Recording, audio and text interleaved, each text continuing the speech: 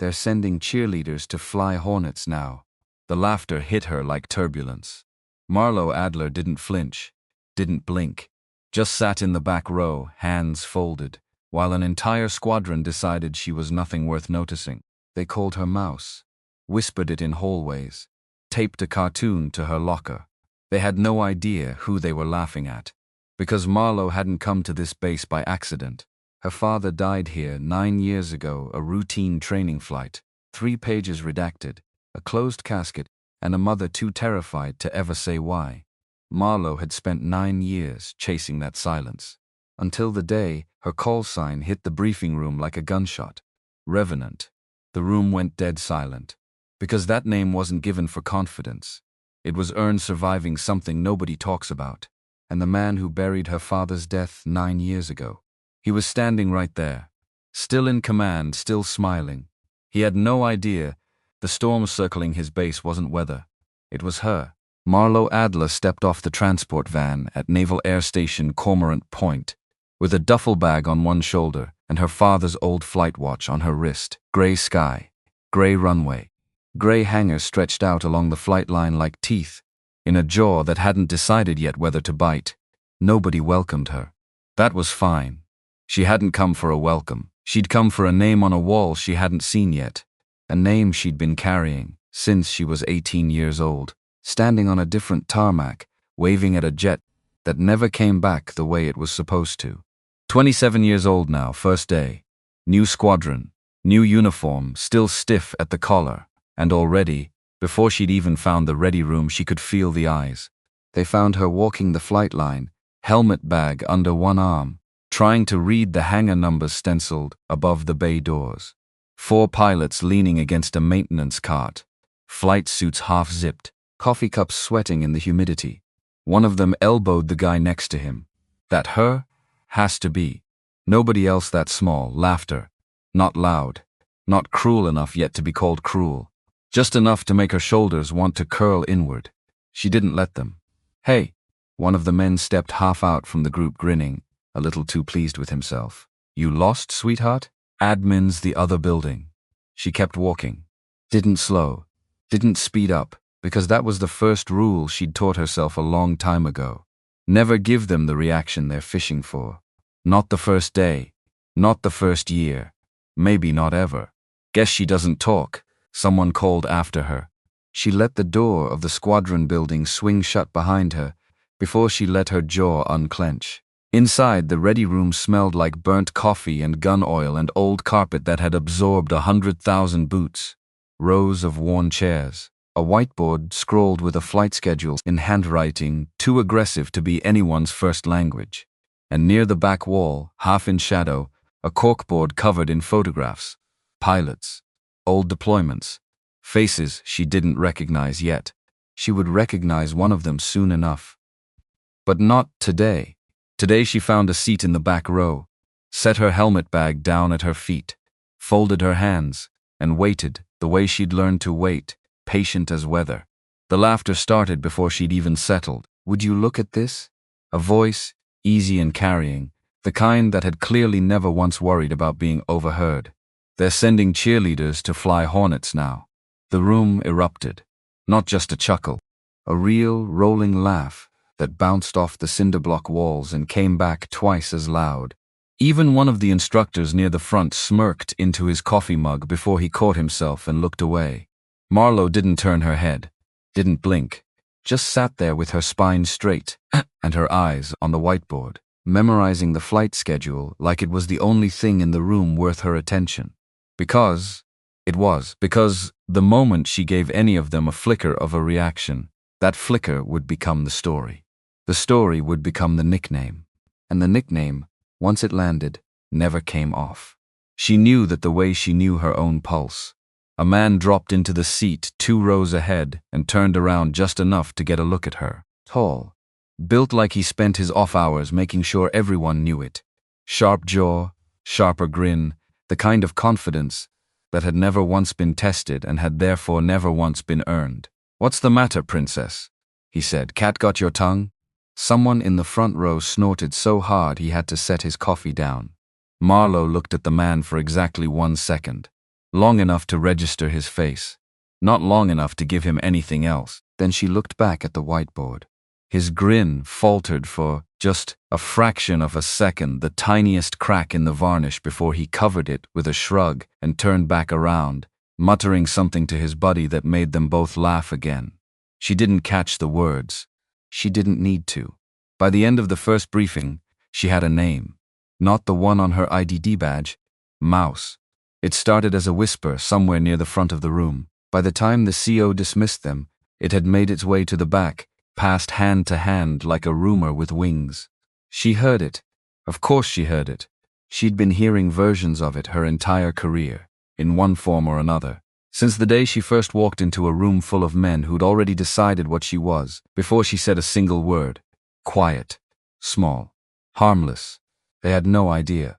That night, alone in the bare little room they'd assigned her on base, she sat on the edge of a mattress that still smelled like industrial detergent and pulled her father's watch off her wrist, turned it over in her hands, traced the scratch along the crystal face that had been there as long as she could remember, a thin white line like a hairline fracture in glass that never quite shattered. Desmond Adler. She could still hear the way he used to say her name. Low, warm, always a little amused, like he knew something the rest of the world hadn't caught up to yet. 9 years now.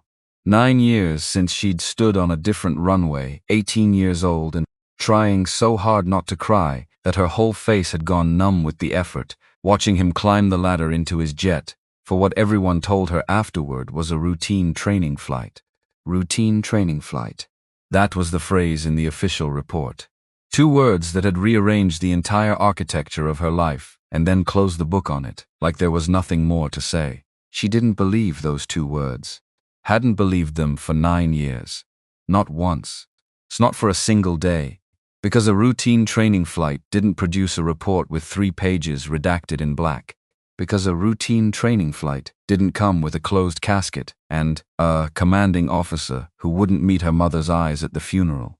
Because a routine training flight didn't leave a 13-year-old sister gone now too, in a different kind of way, a way Marlowe didn't let herself think about most nights, asking questions nobody in a uniform would ever answer. She'd asked. God, she'd asked.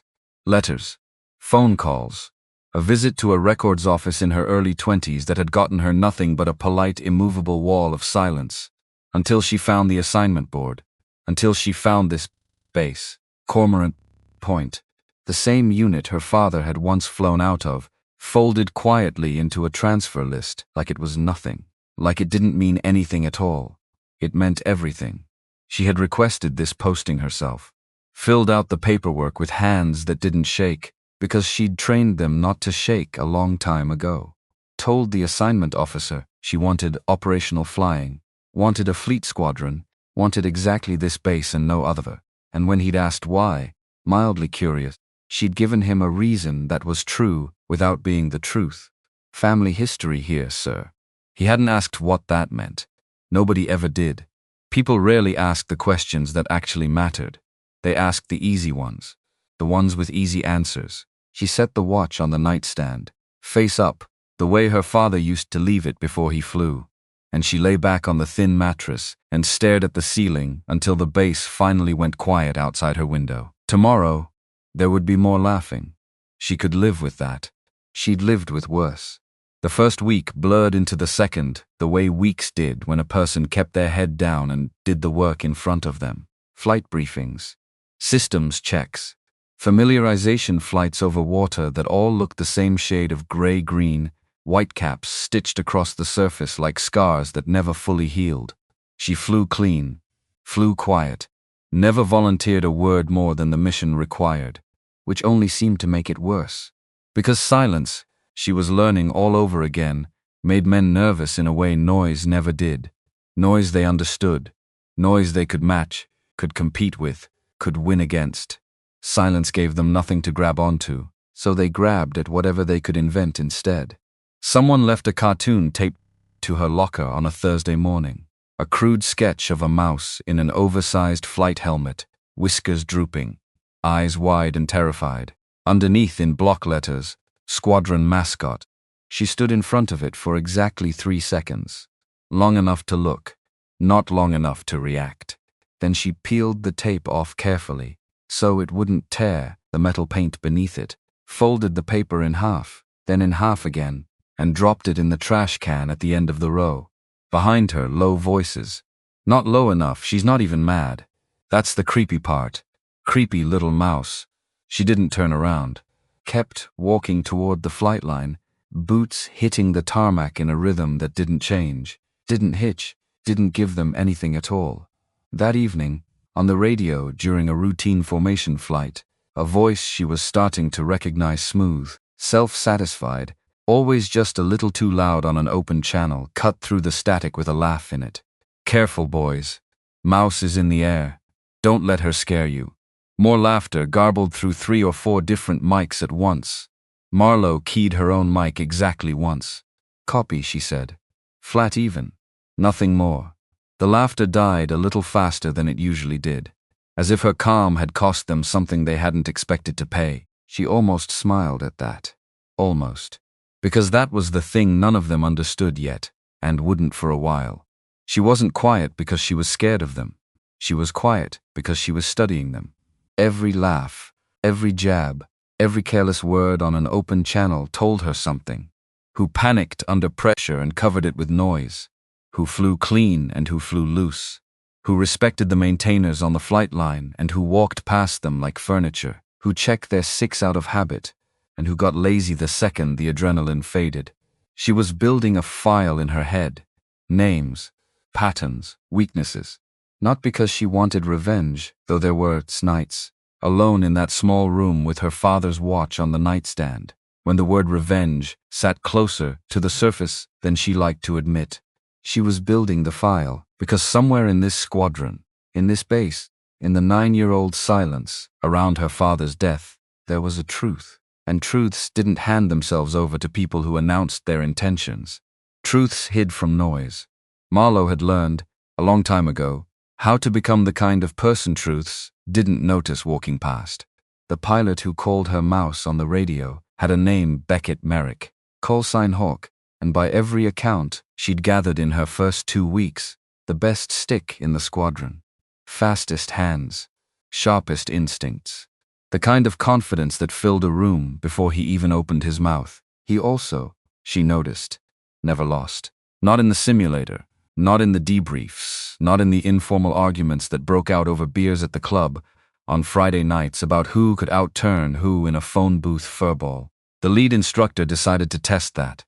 It happened on a gray Tuesday, 2.5 weeks in, during a basic air combat maneuvering flight over the training range. Marlowe was paired against Merrick for a 1 versus 1 setup, and the entire ready room seemed to lean forward in its chairs the moment the assignment was posted on the board. Hawk versus Mouse, someone said, and the room laughed the way it always laughed now, easy and cruel and utterly certain of the outcome. Merrick grinned at her from across the room. Try not to cry when I gun you in under 2 minutes. She didn't answer. Just picked up her flight gear and walked out toward the jets, and if her jaw was set a little tighter than usual, nobody but her would ever know it. The fight lasted 8 minutes, not 2-8. She could still feel it in her hands hours later, the way her whole body had gone into that particular kind of stillness that only came from total focus. Every input measured, every second stretched thin and taut like wire, pulled almost to its breaking point. She stayed in his blind spots longer than anyone in that squadron thought possible. Forced 2 resets. Made him burn through options he usually didn't need until the 3rd or 4th engagement of a fight, not the first. She didn't win. In the end, he found an angle she couldn't defend, a high G turn that bled more energy than most new pilots would ever dare to spend, and the tone in her headset told her she was dead. But when they taxied back and shut down and climbed out onto the tarmac, it wasn't victory sitting on Merrick's face. It was irritation. Real, unmistakable irritation. The kind that came from a man who'd expected 2 minutes and gotten 8. Marlowe climbed down her own ladder, looking exactly the way she always looked. Calm, quiet, a little apologetic, almost, as if she were sorry for taking up so much of his time. Someone in the small crowd that had gathered near the hangar muttered, "Lucky little mouse." She nodded once. Said nothing, and walked toward the debrief room. That night the jokes got sharper, meaner around the edges in a way they hadn't been before, as if her performance had embarrassed something in them that needed defending. She didn't hear all of it. She didn't need to. She could read it in the way conversations stopped a half-second, too abruptly whenever she walked into a room, the way certain eyes wouldn't quite meet hers anymore. Good, she thought. Let them wonder. 2 days later, the squadron's executive officer pulled her aside after the morning brief, waiting until the room had cleared before he spoke. Adler. He had a tired, weathered kind of face, the sort that had spent a career watching young pilots either burn too hot or fizzle out too fast. You're quiet. Yes, sir. I like quiet. He studied her for a moment, but quiet doesn't mean invisible. These guys, they need someone in the room who actually sees what's happening. When you're ready to speak up, speak up. Yes, sir. He waited, like he expected more. She gave him nothing more. After a moment, he nodded, satisfied in some way she couldn't quite read, and walked off toward his office. By that afternoon, word had already spread that the XO had given her a private talk. By evening, it had turned into a joke. Heard the XO's giving mouse pep talks now, someone said in the hallway, just loud enough. Maybe he's soft on her 'cause she's the only one who doesn't talk back. Marlowe kept walking. She'd learned a long time ago that the people who most needed to hear something were almost always the last ones ready to listen. So she waited. She always waited. Waited. Waiting was the only weapon nobody in that squadron had thought to take away from her, because none of them had realized yet that it was a weapon at all. The hangar at Cormorant Point ran the length of 3 football fields. Steel ribs overhead catching the fluorescent light and throwing long shadows across rows of jets in various states of undress panels open, wires spilling out like exposed nerves, maintainers crawling over airframes with the unhurried focus of people who understood that carelessness in this line of work got people killed. Marlowe found herself there more often than she needed to be, in the slow hours after flights when most pilots retreated to the club or their quarters. She liked the noise of it, the clank of tools, the low murmur of men and women who talked to each other like colleagues instead of an audience. Nobody there called her Mouse. One evening, an older man with a gray buzz cut and forearms like braided rope was elbow-deep in an open-access panel on the jet she'd flown that morning, muttering at a stubborn fitting. He didn't look up when she approached, just held out a hand. Half-inch. She glanced at the toolbox beside him, found the wrench and set it in his palm without a word. He worked in silence for another minute before he spoke again, still not looking at her. "You're Adler." "Yes, Chief." Desmond's girl. The words hit her like a change in cabin pressure. Sudden. Unmistakable. She felt her whole body go very still. The same stillness she used in a cockpit was when something had just gone wrong, and the only sane response was to slow everything down instead of speeding it up. "You knew my father." The chief finally straightened, wiped his hands on a rag hanging from his belt, and looked at her properly for the first time. His eyes were pale and steady, and held something in them she couldn't quite name yet. Not pity, something closer to recognition. "Flew wing on more sorties with that man than I can count." He said it plainly, like a fact he'd been carrying a long time, waiting for someone to finally ask. "Silas Dobbins. Chief here going on 22 years now. I didn't know anyone was still." She stopped herself, started again. "I didn't expect anyone still here to remember him. Man like that." Dobbins shook his head slowly. "You don't forget." For a moment neither of them said anything. The hangar hummed around them, distant voices, a compressor cycling somewhere down the line. "You've got his hands," Dobbins said finally, nodding at the wrench she'd handed him. "Steady like his were." "Noticed it the first time I watched you pre-flight." She didn't trust her voice enough to answer that right away. "You look like you've got questions," he said, and something in his tone told her this wasn't a guess. Everybody who shows up here with that last name eventually does. "Chief?" "Not tonight," he said it gently, but there was no room to argue in it.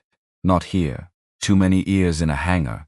Even when it looks empty. He picked the wrench back up, turned back to the panel. "When you're ready, come find me. I'll still be here."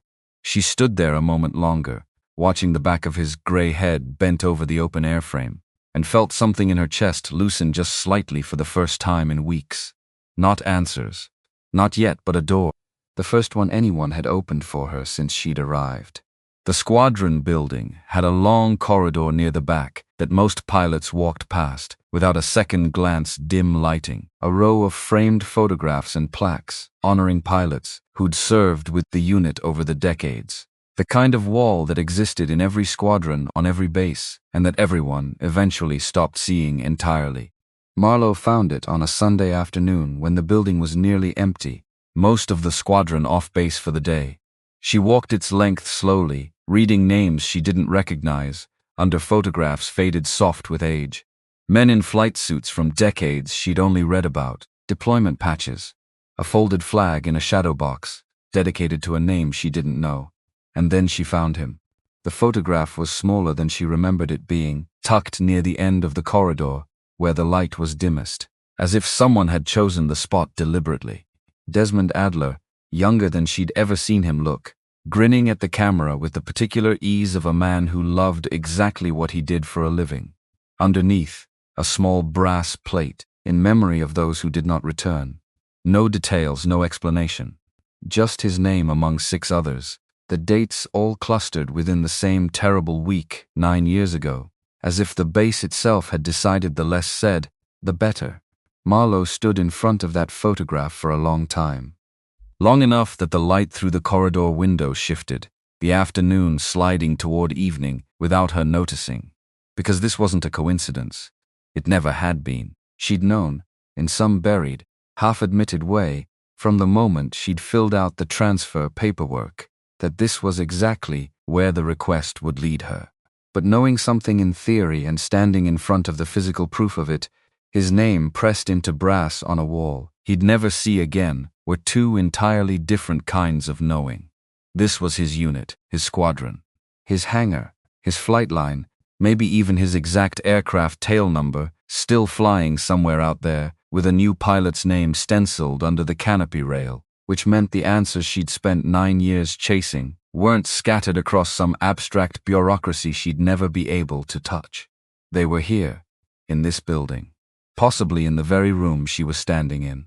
She reached out and touched the edge of the frame, just barely, fingertips grazing the glass. "I'm here, Dad," she said quietly, to an empty hallway that didn't answer.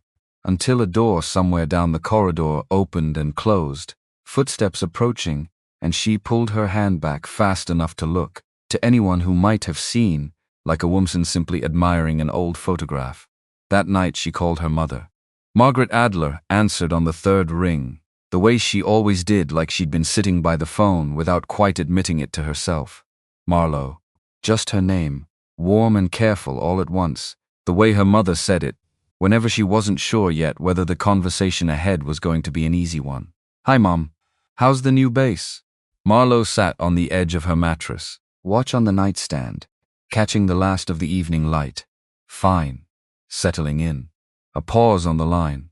Her mother had a way of listening to silence as carefully as she listened to words, and after 27 years, Marlowe had never once managed to get anything past her.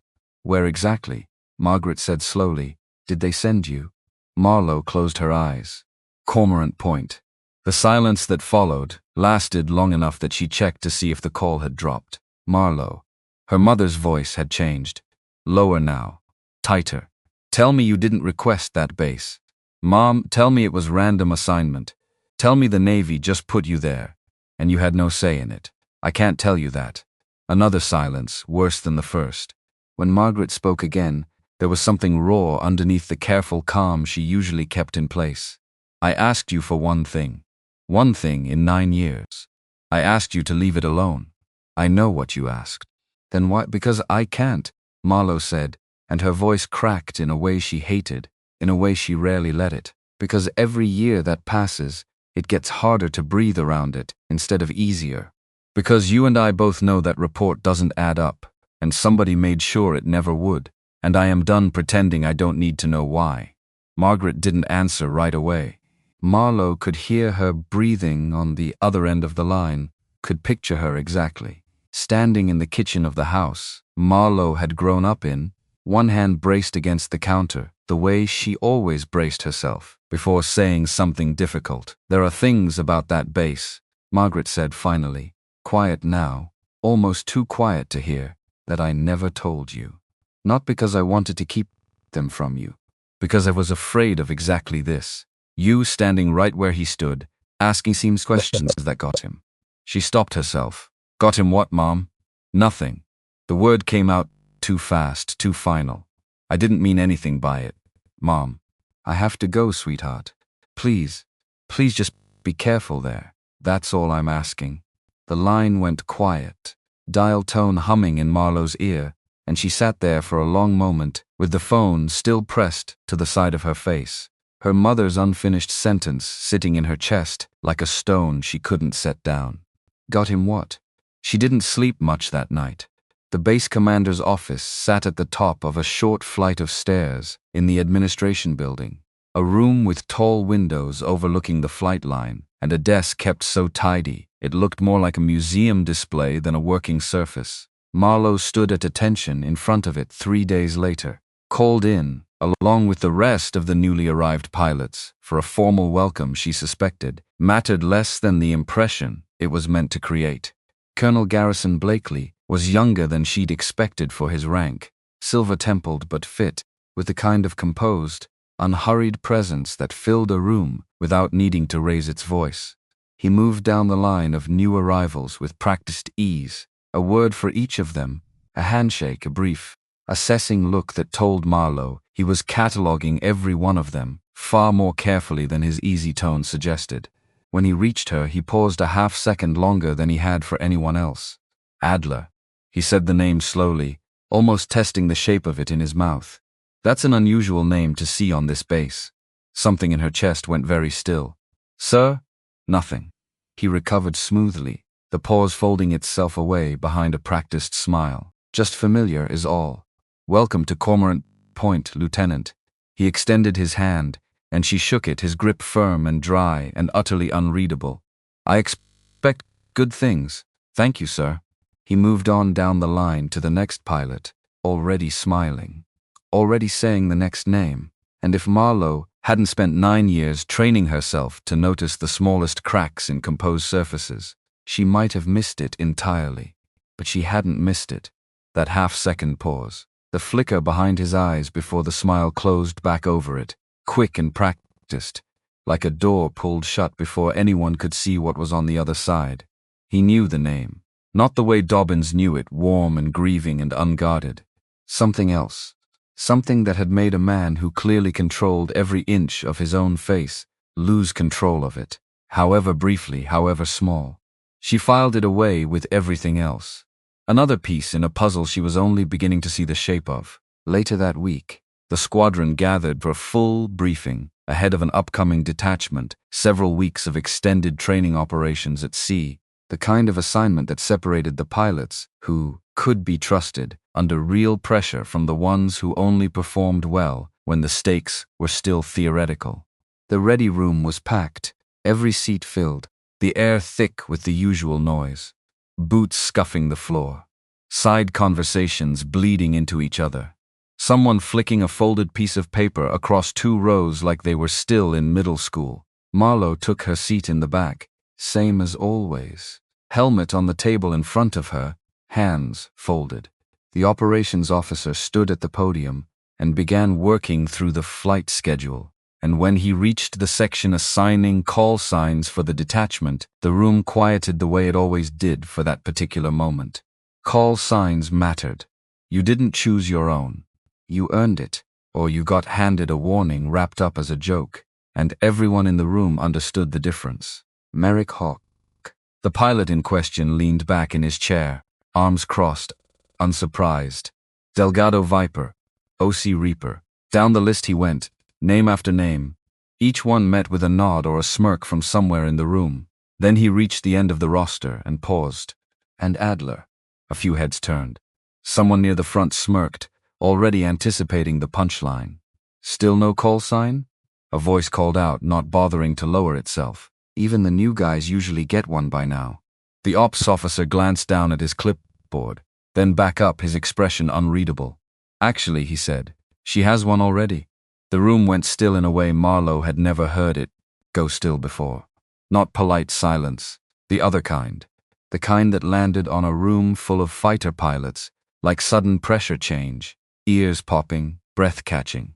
Her call sign, the ops officer said, slower now, deliberate, is revenant.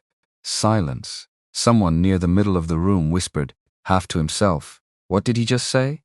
The ops officer said it again, unhurried. Revenant. Heads turned toward the back row. Marlowe sat exactly as she had for every briefing since she'd arrived, spine straight, hands folded, expression giving away nothing at all. But she could feel the shift in the room, the way she felt a change in air pressure before a storm front. Some invisible current moving through every body at once. The older pilots in the room understood something the younger ones hadn't caught up to yet. This wasn't a nickname handed out for confidence or a joke earned by surviving a rough landing.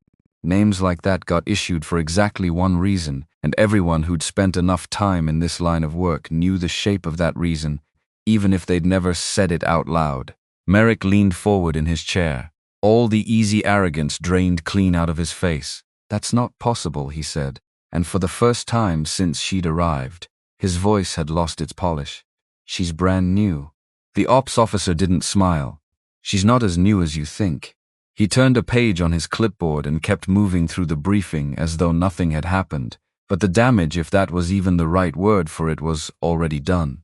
The usual noise of the room didn't come back. The side conversations stayed dead. Even the folded paper airplane sat forgotten on the floor where it had landed. Marlowe finally stood when the brief ended, picked up her helmet and started for the door. She paused just long enough, near a cluster of pilots, too stunned to pretend they weren't staring, for her voice quiet, almost gentle to carry. "I've been flying under that name," she said, "longer than most of you have been in this squadron." Then she walked out and nobody followed her. That night the base felt different around her, though nothing about it had physically changed. The same gray hangars, the same salt-heavy air coming off the water. But the silence that had followed her since her first day, the silence they'd mocked, the silence they'd drawn cartoons of, had shifted its shape entirely, and she could feel every one of them recalculating everything they thought they'd understood about her. She found the simulator bay empty and ran a night approach pattern 3 times through, not because she needed the practice, but because her hands needed something to do while the rest of her sat with everything that had just happened. The door opened behind her a little before midnight. She didn't need to turn around to know who it was. "Revenant," Merrick said, and there was nothing mocking left in the word at all. "Yeah. How long?" She didn't answer right away. Then, without turning from the screen long enough, he stepped fully into the room, let the door fall shut behind him. "I've been in this squadron 4 years," he said. "Never heard that name attached to anyone still flying. The last one I knew about." He stopped himself, the sentence hanging unfinished in the air between them. "It still is," Marlowe said quietly. She didn't explain further. She didn't need to. She could see it settling into his face, the quiet, the way she'd never overreacted to anything they'd thrown at her, the way she'd stayed in his blind spots for 8 full minutes when he'd expected 2. He hadn't been flying against luck. He'd been flying against patience. Against someone who had already survived something none of them had a name for yet. "For what it's worth," he said finally, low, almost reluctant, "I'm sorry. About the mouse thing." She looked at him then, really looked, and something in her chest, some old, guarded, exhausted part of her, allowed itself to loosen just slightly. "Fly clean," she said. "That's the only apology I need." He nodded once, and left her there in the blue glow of the simulator screen. Alone again, she sat back in the seat and let out a breath she felt like she'd been holding since the moment the ops officer had said her call sign out loud. Revenant. The name had followed her across assignments for years now, quiet and heavy, a debt she carried instead of a badge she wore. But it had never once, in all that time, brought her closer to the answer she actually needed. It hadn't told her what really happened to her father in the water off this exact coastline 9 years ago. It hadn't explained the black lines through 3 pages of an official report, or her mother's unfinished sentence on the phone, or the flicker behind Colonel Blakely's composed face, when he'd said her name out loud for the first time. But it had done something else. Something she hadn't expected when she filled out that transfer request months ago. It had made them stop laughing long enough to start watching, and watching, she was starting to understand, was exactly how truths eventually got found. She turned off the simulator screen and sat for a long moment in the dark, the bass humming quietly around her, distant and steady as a held breath. Tomorrow there would be another brief, another flight, another version of the same test she'd been taking since she was 18 years old, standing on a different runway, promising a jet climbing into gray sky that she would find out exactly what had happened to the man flying it. She was closer now than she'd been in 9 years. She had no intention of stopping. Outside her window, far across the base, a single hangar light burned against the dark, and somewhere beneath it, in a filing cabinet or a locked drawer or a memory Silas Dobbins hadn't shared yet, the truth about Desmond Adler was still waiting. Marlo Adler intended to find it, whatever it cost her. Whatever name they finally decided to call her, once they understood exactly what that meant. She reached over, picked up her father's watch from the nightstand, and fastened it back onto her wrist. "I'm not done," she said quietly, to the empty room, to the dark water beyond the base, to the ghost of a man she refused to let stay buried in a story that didn't add up. "I'm just getting started." The detachment prep took over the squadron like weather moving in from the coast.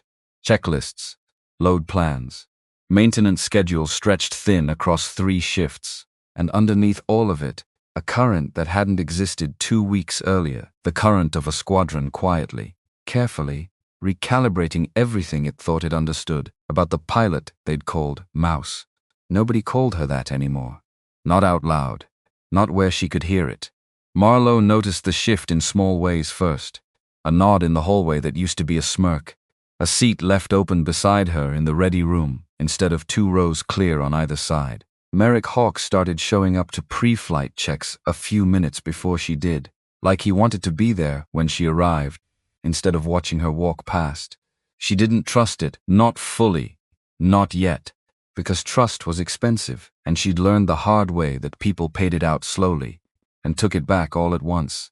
So she kept flying clean, kept her head down, kept the file in her mind growing longer names, patterns, the particular way Colonel Blakely's composed face had cracked for half a second when he first said her last name out loud. That crack hadn't left her, not for days.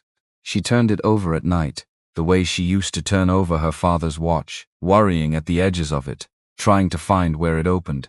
Blakely knew something. The question was what? The question underneath that question was whether he knew it before she'd arrived, or only after. She got her answer sooner than she expected. It came from Silas Dobbins, on a Tuesday evening 3 days before the detachment shipped out, in the emptiest corner of a hangar that never fully emptied. He found her running a post-flight inspection on her jet, long after her wingmen had gone. Long after her wing had gone, flashlight tracing the underside of the fuselage with the kind of methodical patience most pilots skipped once the official checklist was signed off. Dobbins watched her for a minute before he spoke, arms crossed, leaning against a toolbox like he had nowhere else in the world to be. "You do that every time," he said. "The extra pass. Nobody makes you. Habit." She didn't look up from the panel seam she was inspecting. Whose habit? That made her pause. Flashlight beam steady on a rivet line, hand gone still. "His," she said quietly. Dobbins nodded slowly, like she'd confirmed something he already knew. "Figured." He pushed off the toolbox. "Walk with me." She clicked the flashlight off and followed him without a word, out through a side door into the cooling evening air, past the last stragglers of the shift, heading toward the barracks, until they reached a stretch of chain-link fence at the edge of the flight line, where the noise of the base fell away behind them, and the only sound left was wind moving off the water. "Your father," Dobbins said, "flew wing on my crew chief rotation for the better part of 4 years. Before your time. Before most of this squadron's time." He looked out at the dark water beyond the fence. "Good stick. Better man. The kind of officer who remembered your name and your kid's birthday and never once made you feel small for asking a question." Marlo said nothing. Let him get there in his own time. Which is why, Dobbins went on, it never sat right with me. What happened? What did happen? Her voice came out steadier than she felt. Because I've read the report, Chief. 3 pages. Half of it blacked out. Mechanical failure during a routine training evolution. That's it. That's the whole story they gave my mother. Dobbins was quiet for a long moment. That's not the whole story, he said finally. Her chest went tight. Then what is? He glanced back toward the hangar, checking, out of old habit, that nobody was in earshot. Then he lowered his voice anyway, because some habits ran deeper than logic. Your father filed a formal objection, he said, 2 weeks before that flight. Against a mission profile he didn't think was safe. Wrote it up. Sent it through channels. Made noise about it in a way that wasn't like him. Desmond wasn't a man who made noise for the sake of making noise. If he put something in writing, it meant he'd already tried every quieter way first and gotten nowhere. Objection against who? Dobbins hesitated, and in that hesitation, Marlowe felt something cold settle low in her stomach, because she already knew. She'd known since the moment Blakely's composed face had cracked in front of the entire arrivals line. Against his commanding officer at the time, Dobbins said. A lieutenant colonel running operations out of this exact squadron. Blakely. Dobbins didn't confirm it out loud, he didn't need to. The look on his face did it for him. 2 weeks, he said again, quieter now. 2 weeks between that objection, landing on a desk, and your father's jet going down, over open water, during a flight profile that should never have needed him in the air, that night in the first place. Marlowe stared out at the black water beyond the fence, the same water, she realized now, that had swallowed her father whole 9 years ago. Her hands had gone very still at her sides. Stiller than usual. The kind of stillness that came right before something broke loose inside her. Why didn't anyone say this, she said, in 9 years? Why didn't a single person say this? Because saying it costs you something in this line of work, Dobbins said simply. Your career. Your pension. Sometimes more than that, if the wrong person decides you've said too much. He looked at her, steady, unflinching. I kept my mouth shut for 9 years, because I had 11 months to retirement and a wife with a bad hip, and no appetite for a fight. I didn't think I could win alone. And now his daughter showed up wearing a call sign that tells me exactly what kind of survivor she is. He held her gaze. Now I figure maybe I've been waiting for you longer than I realized. Marlowe didn't trust her voice for a moment. When she finally found it, it came out rougher than she wanted it to. I need to see that objection, the actual document, not somebody's memory of it. It won't be filed under his name anymore, Dobbins said. Not in any record you'd have clearance to pull. Things like that get buried deep, or they get erased outright. He paused. But records like that don't always disappear as clean as people think. Sometimes they just get moved to a drawer nobody thinks to check anymore. You know where, I might. Chief, not tonight, he said, echoing the same words he'd given her weeks earlier in the hangar, and this time she understood them differently. Not a brush-off, a warning. Give it time. Give the detachment a reason to stop watching you so close. Man like Blakely, he notices patterns. Don't hand him one. She nodded, slow, understanding settling over her like cold water. 9 years, she said quietly, more to herself than to him. 9 years I thought I was chasing a ghost story my own grief invented, and it was real the whole time.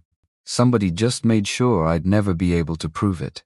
Dobbins put a weathered hand briefly on her shoulder, the kind of gesture that carried more weight coming from him than a long speech would have from anyone else. You're not chasing a ghost, Lieutenant, he said. You're chasing a cover-up. Different animal entirely. And cover-ups, in my experience, always leave tracks. Somebody just has to be patient enough and quiet enough to follow them. He left her at the fence line, walking back toward the hangar with the unhurried gait of a man who'd learned decades ago that rushing never got you anywhere faster than steady did. Marlowe stayed a long time after he'd gone, staring out at black water under a sky gone the color of a healing bruise, and for the first time in 9 years, the grief in her chest had a shape she could actually follow, instead of a fog she could only stand inside. The package from her mother arrived 4 days later, tucked into her mailbox at the base post office between a bank statement and a magazine she hadn't remembered subscribing to. No note. No return address beyond the familiar zip code of the house she'd grown up in. Just a small, heavy box wrapped in brown paper, her name written across the top in her mother's careful, looping handwriting. She carried it back to her quarters without opening it, set it on the narrow desk beside her father's watch, sat and looked at it for a long time before she found the nerve to peel back the paper. Inside, a leather-bound logbook, corners softened with age, the cover cracked along a fold line that told her it had been opened and closed 1,000 times by hands other than her own. She recognized the handwriting on the spine immediately, even faded as it was. D. Adler. Personal. Her hands weren't quite steady when she opened the cover. The first pages were exactly what she expected: flight hours, aircraft types, weather notations in a careful, economical hand, the mundane record-keeping of a career pilot who logged everything out of habit. She flipped through months of entries, years of them, watching her father's handwriting shift subtly across the pages the way handwriting always did over time. Small changes accumulating until an entry from a decade earlier barely resembled one from the year he died. Then, near the back third of the logbook, the entries changed in a different way, shorter, clipped, dates scattered with gaps of days, sometimes weeks, where before he'd logged almost daily, and in the margins, in a hand pressed harder into the paper than anywhere else in the book, small notations that weren't flight data at all. Spoke with GB again. No movement. Filed second copy. CC'd myself this time. Told M tonight she's frightened. I told her not to be. I don't fully believe that myself. Marlowe's breath caught somewhere in her chest and refused to move for a moment. M, her mother, Margaret. He'd told her mother something, 9 years ago. Something frightening enough that a woman who rarely showed fear had apparently shown it then and had never once, in all the years since, told her own daughter a word of it. She kept reading.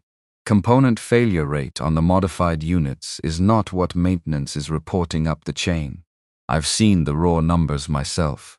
Someone is smoothing them before they reach the wing commander's desk. GB says I'm overreacting. Says the numbers look worse than they are because of how they're logged, not because of what's actually happening. I don't believe him. I've flown this bird for 6 years. I know what a system in trouble feels like before it fails completely, and this one has been telling me something for months that nobody upstairs wants to hear. The final entry in that section, the last one before the logbook, simply stopped. Pages after it left blank, as if he'd meant to keep writing and never got the chance, was dated 4 days before the flight that killed him. If something happens to me on one of these evolutions, I want it on record that I raised this. Not to protect my name.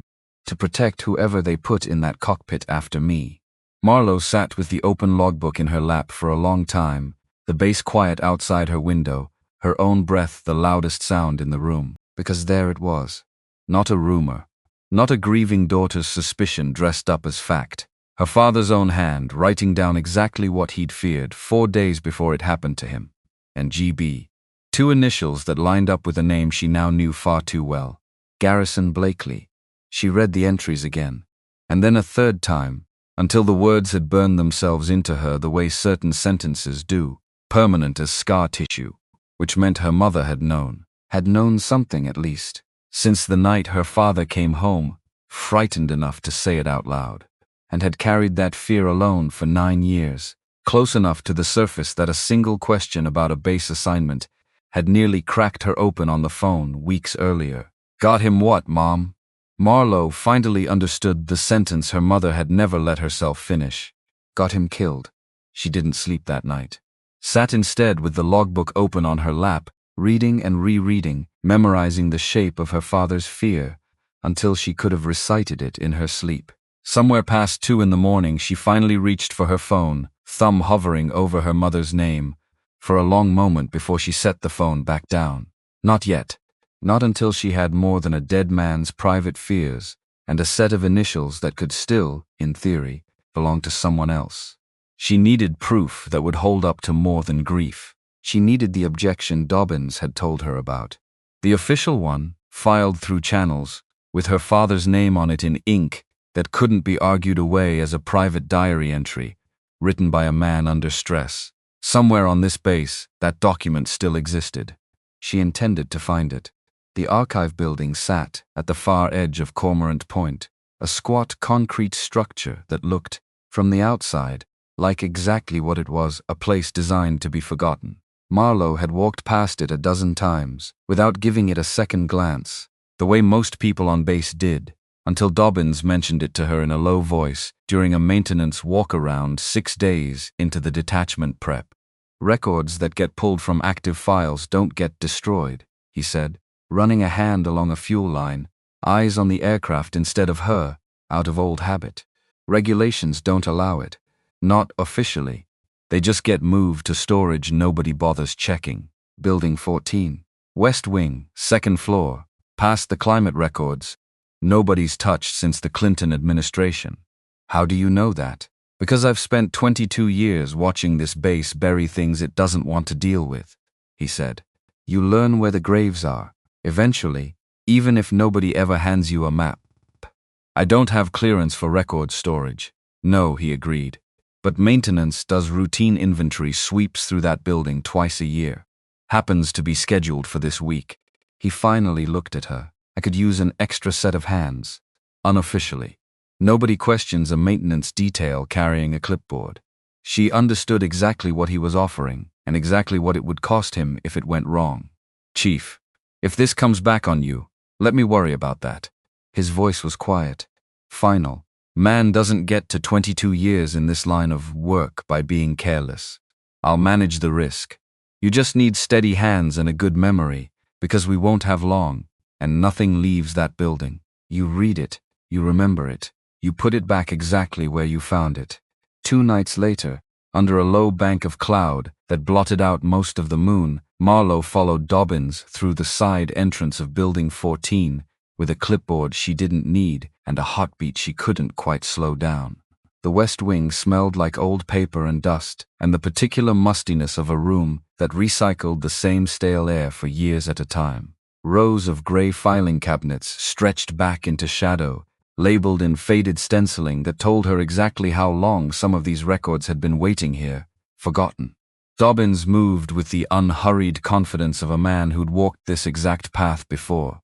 He led her 3 rows deep, then stopped in front of a cabinet marked with a date range that made her chest tighten the moment she read it. "Should be filed under incident correspondence," he said quietly, already working the drawer open. "If it's here at all." It took 11 minutes. 11 minutes that felt like 11 hours, flipping through folder after folder of routine correspondence, maintenance disputes, personnel complaints gone nowhere, until Dobbins's hand finally stilled on a thin manila folder near the back of the drawer. He pulled it free, held it a moment before he handed it over, like he wanted to prepare her for what was inside, and knew there was no way to actually do that. Marlowe opened it with hands that weren't entirely steady. The document inside was exactly what her father's logbook had promised. A formal safety objection, dated 11 days before his death, filed under his name and signature, addressed to then Lieutenant Colonel Garrison Blakely as Commanding Officer of Operations. 3 pages, dense with technical detail about component failure rates on a modified avionics package, cross-referenced against maintenance logs that showed numbers inconsistent with what had been reported up the chain of command. At the bottom of the 3rd page, a response, 2 lines, unsigned, typed rather than handwritten, dated 4 days later. Concerns noted. Mission profile to proceed as scheduled per operational requirements. Objection filed for record. No further action required at this time. 4 days after that response, her father was dead. Marlowe stared at the page until the words blurred, until she had to blink hard to bring them back into focus. "He knew," she said quietly. "Blakely knew there was a problem, and he sent him up anyway." "Looks that way," Dobbins said, low and careful. "Doesn't prove intent. Doesn't prove he wanted your father dead. Could have been arrogance. Could have been pressure from higher up to keep a program on schedule, regardless of the risk."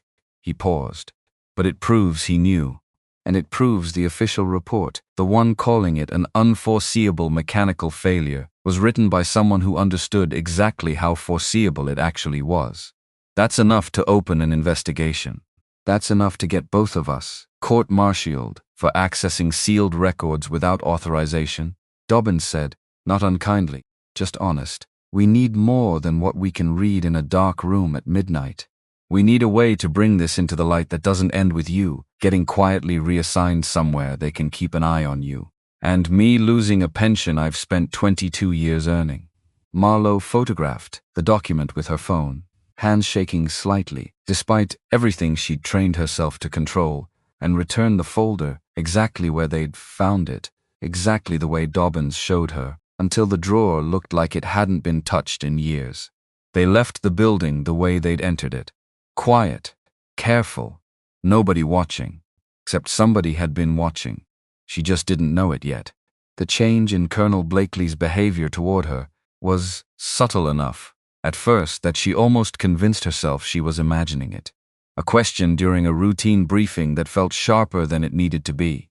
Where exactly had she done her advanced flight training? Which instructors? Which units, specifically, before this assignment?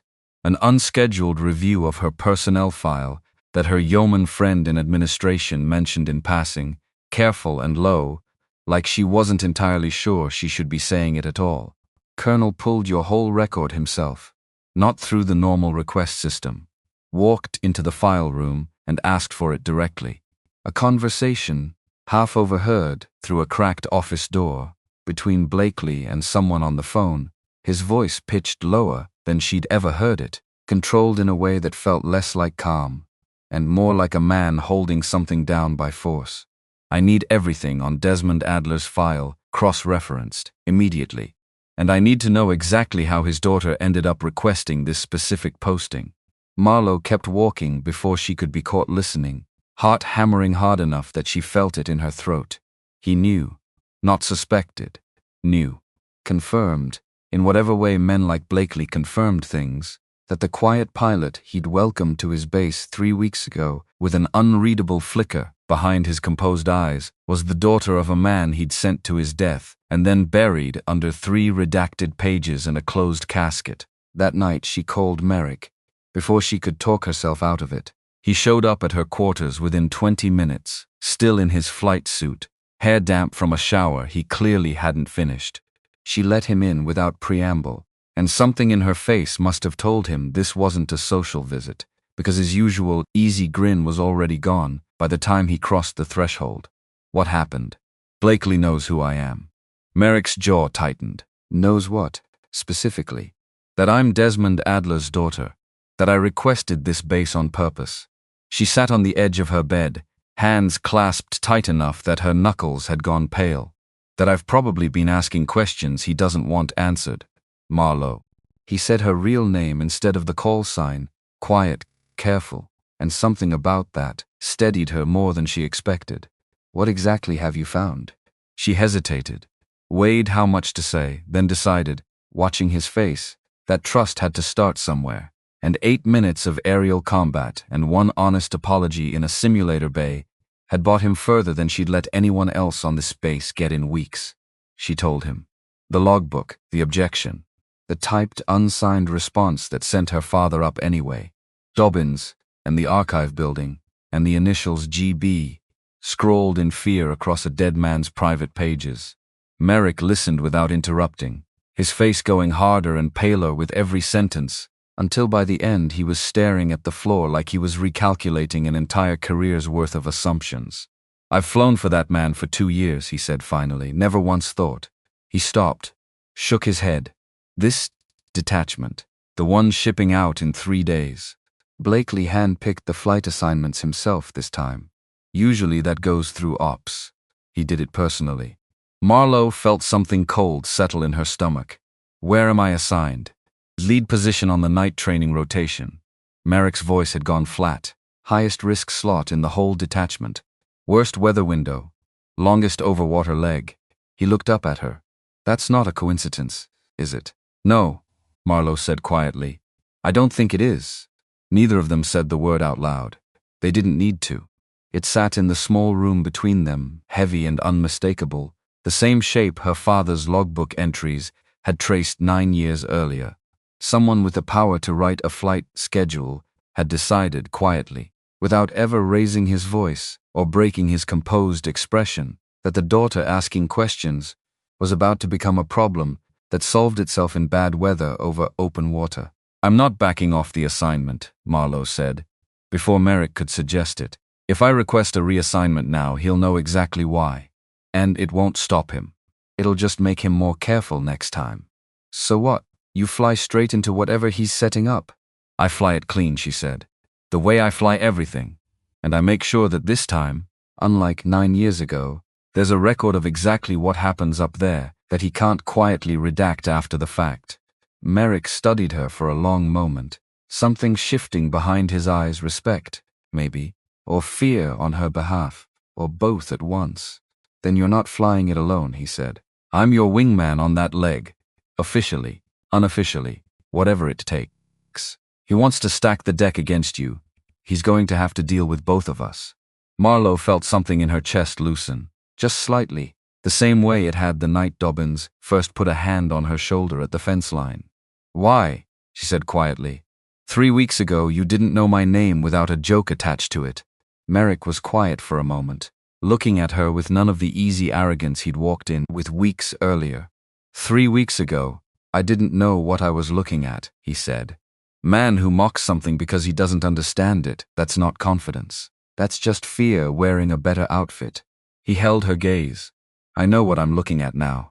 She didn't trust her voice enough to answer that, so she just nodded once and let it be enough. She called her mother again 2 nights later, after the base had gone quiet, sitting at the edge of her bed, with the logbook open on her lap like a talisman she needed within reach.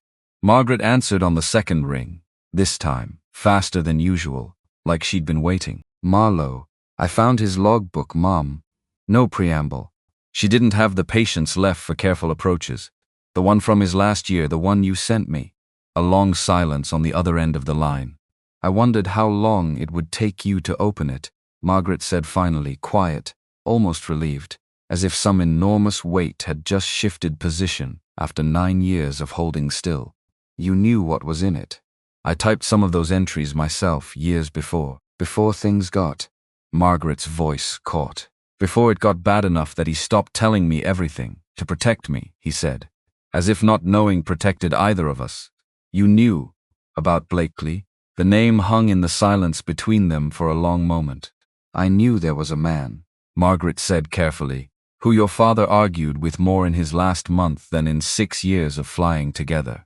I knew your father came home one night, looking like he'd aged 5 years in an afternoon, and when I asked him what was wrong, he just held my hand and told me if anything ever happened to him, I should never, ever let it get filed away as an accident without a fight.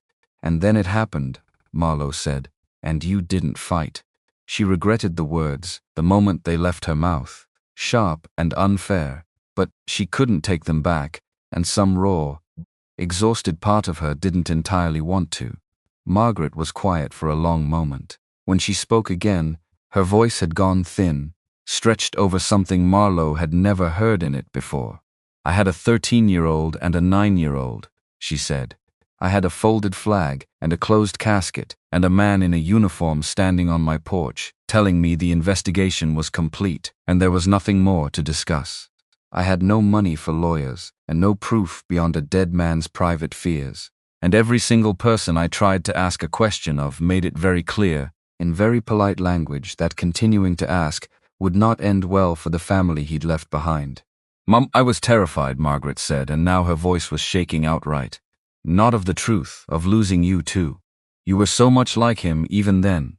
That same quiet. That same refusal to let something go once you'd decided it mattered.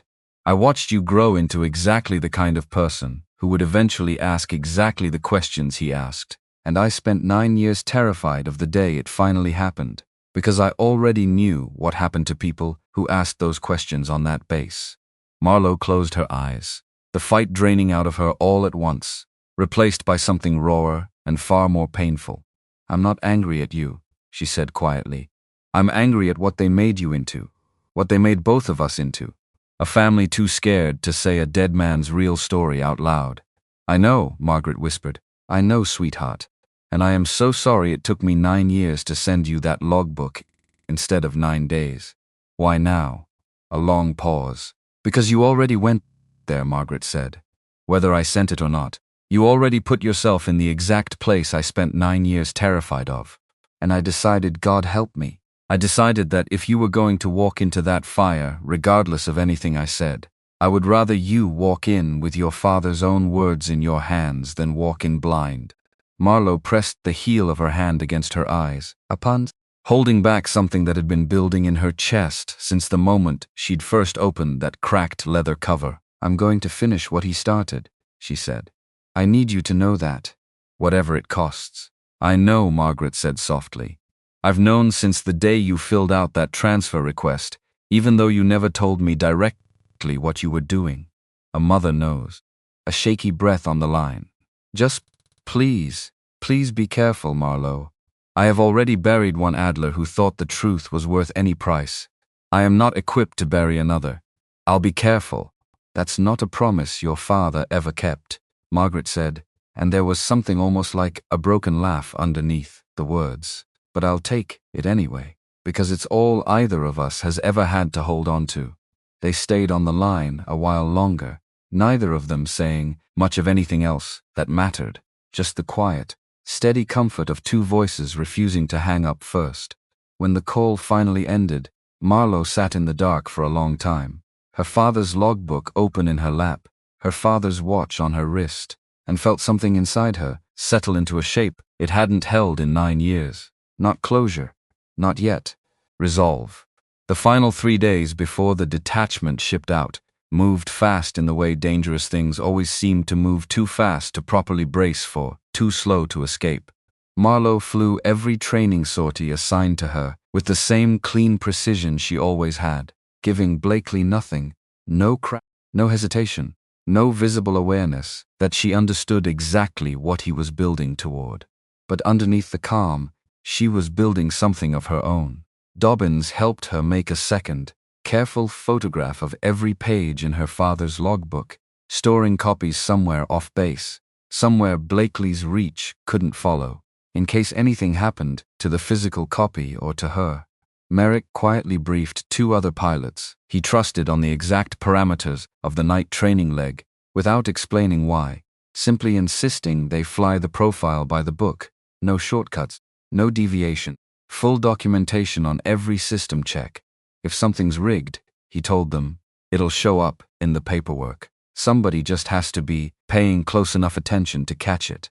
Marlowe herself spent her evenings not in the ready room, but back in that archive building, this time alone, this time official, reviewing maintenance histories on the specific aircraft, slated for the overwater leg with a diligence that would have looked, to anyone watching, like nothing more than a conscientious young pilot double-checking her assignment. It wasn't nothing more than that. But it wasn't only that either. 3 nights before departure, she found it, buried in a maintenance addendum dated less than 2 weeks earlier, a notation about a sensor recalibration on the exact tail number she'd been assigned, routine on its surface, except the technician's signature on the addendum belonged to someone who, according to the duty roster, had been on medical leave the entire week the work was supposedly performed. She photographed the page with hands that had gone very still, very focused, the same stillness she carried into a cockpit when everything depended on not letting fear speed her up. Someone had falsified a maintenance record on her aircraft. Recently, deliberately. She didn't know yet exactly what that falsified record was covering for. A sensor fault left uncorrected. A system left more vulnerable than the official paperwork claimed. She didn't have proof of intent. Not yet. Only the shape of something wrong stitched carefully into a document meant to be trusted without question. But she recognized the shape. She'd read its twin 9 years earlier, in her father's own handwriting, in the desperate final pages of a logbook that ended 4 days before his death. History wasn't repeating itself by accident. Someone was writing it that way on purpose. She met Dobbins and Merrick that night in the same quiet corner of the hangar where this had all started weeks earlier, the three of them speaking in low voices while a maintenance crew worked 2 bays down, oblivious. "I need this aircraft swapped," Dobbins said flatly, once she'd shown him the photograph. "Tonight, before departure. I can flag it for an unscheduled inspection, buy you a different tail number without raising questions." "If you flag it," Marlowe said, "Blakely finds out someone went looking. He'll know exactly why. Better that than you, flying a bird somebody's already tampered with," Merrick said, sharp, urgent. "Marlowe, this isn't a theory anymore. This is a documented falsified record on your specific aircraft 3 days before a mission he personally assigned you to." "I know exactly what it is," she said quietly, "which is why I'm not swapping it." Both men stared at her. "If I fly a different aircraft," she said, "whatever he's planning just shifts targets, or shifts timing, and I lose the one piece of leverage I actually have knowing, in advance, exactly where the trap is set." She looked between them, steady, unwavering.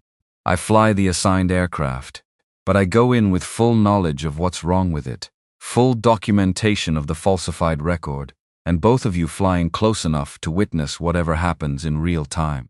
"That's not a plan," Merrick said. "That's a bet with your life as the stake." "It's the same bet my father made," Marlowe said, "except he didn't know he was making it." "I do." Her voice didn't shake. "That's the difference. That's the only difference that's ever mattered in this entire story." Neither man had an answer for that, because there wasn't one, not really, just the quiet, terrible truth of it, sitting between the three of them in the half-lit hangar, while outside, the wind off the water picked up, carrying with it the first cold edge of the storm's system already building somewhere out past the horizon, the one the detachment's weather briefing had flagged as worth watching, the one nobody yet understood would arrive at exactly the wrong moment, over exactly the wrong stretch of open water, timed with a precision that would later look, to anyone paying close enough attention, less like weather and more like a plan.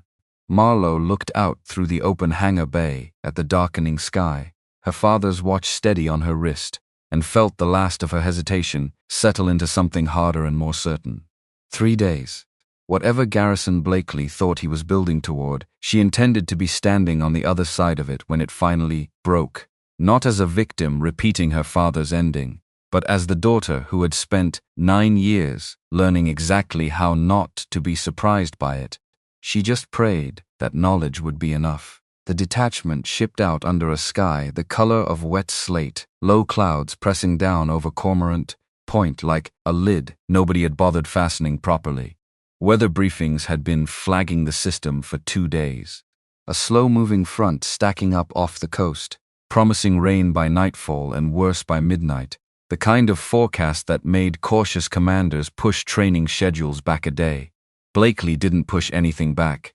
Marlowe noticed that, filed it away with everything else. She stood on the flight line at 1,600 hours, pre-flighting the aircraft assigned to her, the same tail number she'd found buried under a falsified maintenance record 3 nights earlier, and felt the wind coming off the water carry a smell she recognized instantly from childhood.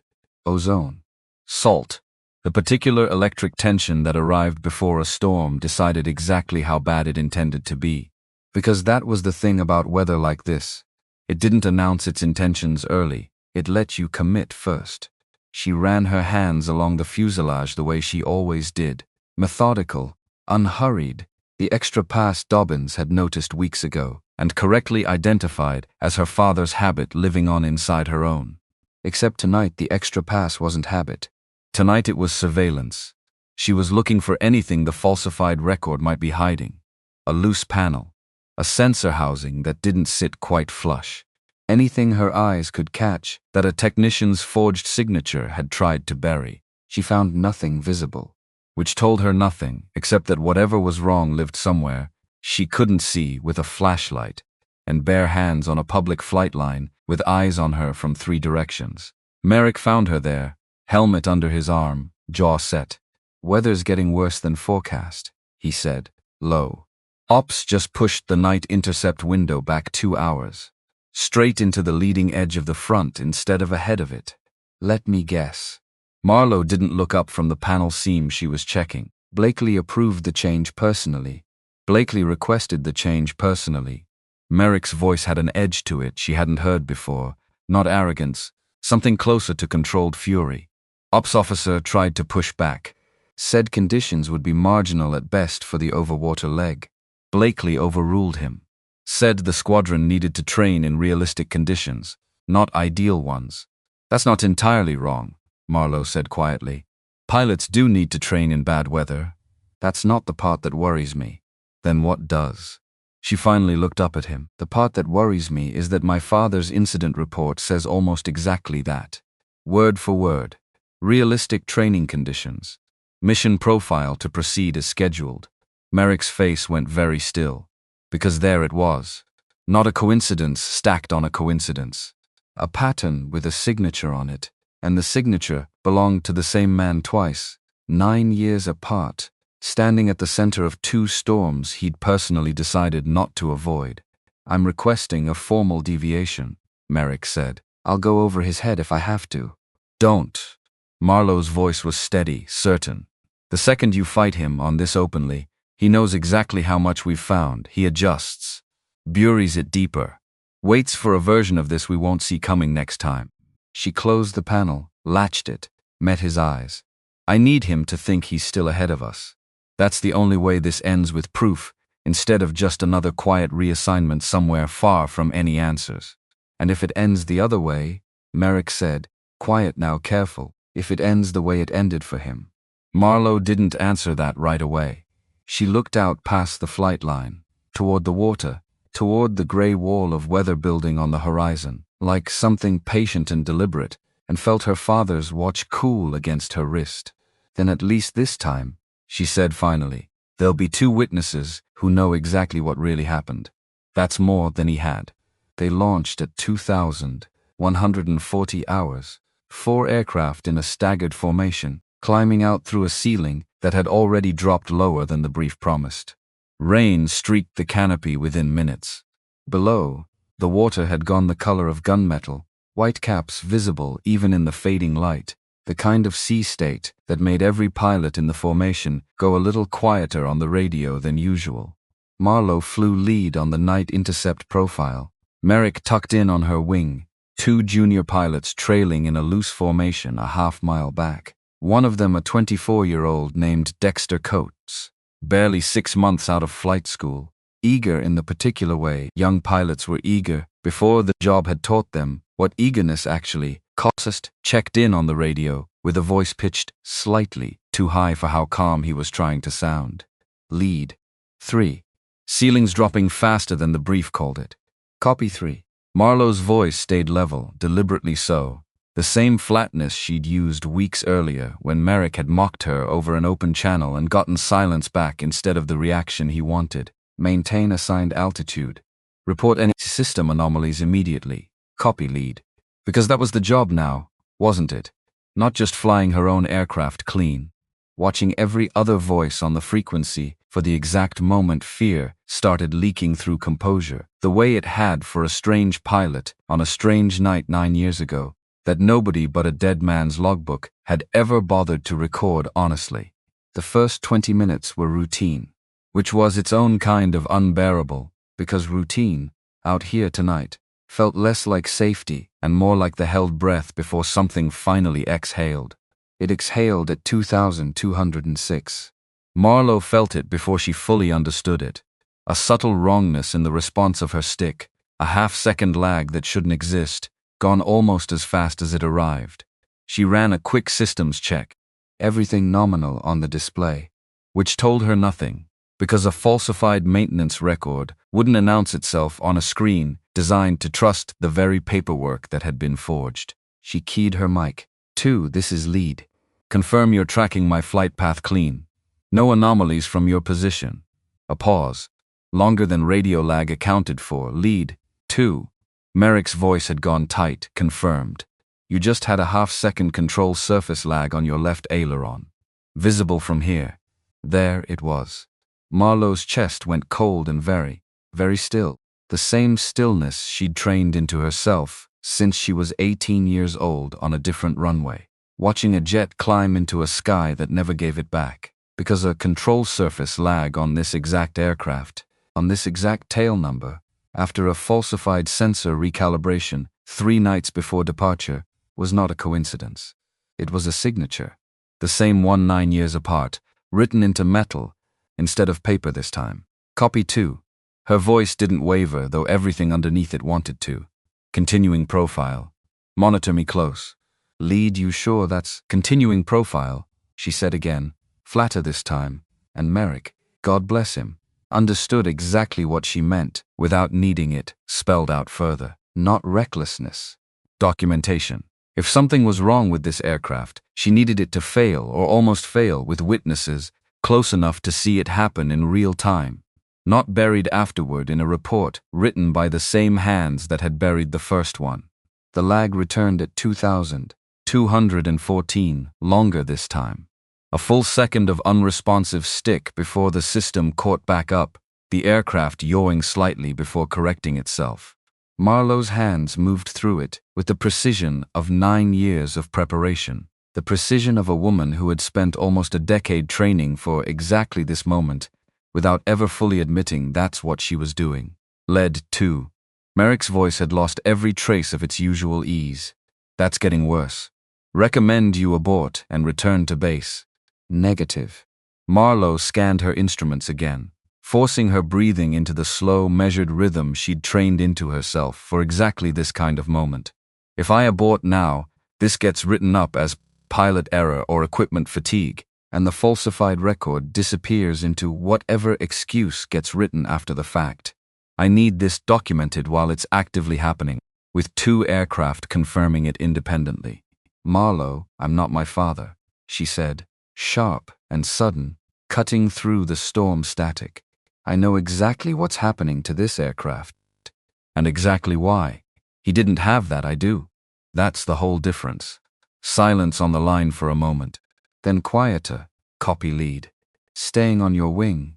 Because that was the thing about trust finally, fully earned. It didn't argue forever once it understood the shape of what it was defending. The storm thickened around them as the formation pushed deeper into the overwater leg, rain hammering the canopy in sheets that turned visibility into something measured in feet instead of miles. Somewhere behind her, Coates's voice came back on the radio, tighter now, edged with something that hadn't been there 20 minutes earlier. Lead 3. I'm getting some instrument disagreement. Attitude indicators not matching what I'm feeling in the turn. Vertigo. The word Marlowe didn't say out loud, because saying it out loud to a panicking pilot at night over open water in a storm was the fastest way to make it worse. 3. Lead, copy. Trust your instruments, not your body. Your inner ear is lying to you right now.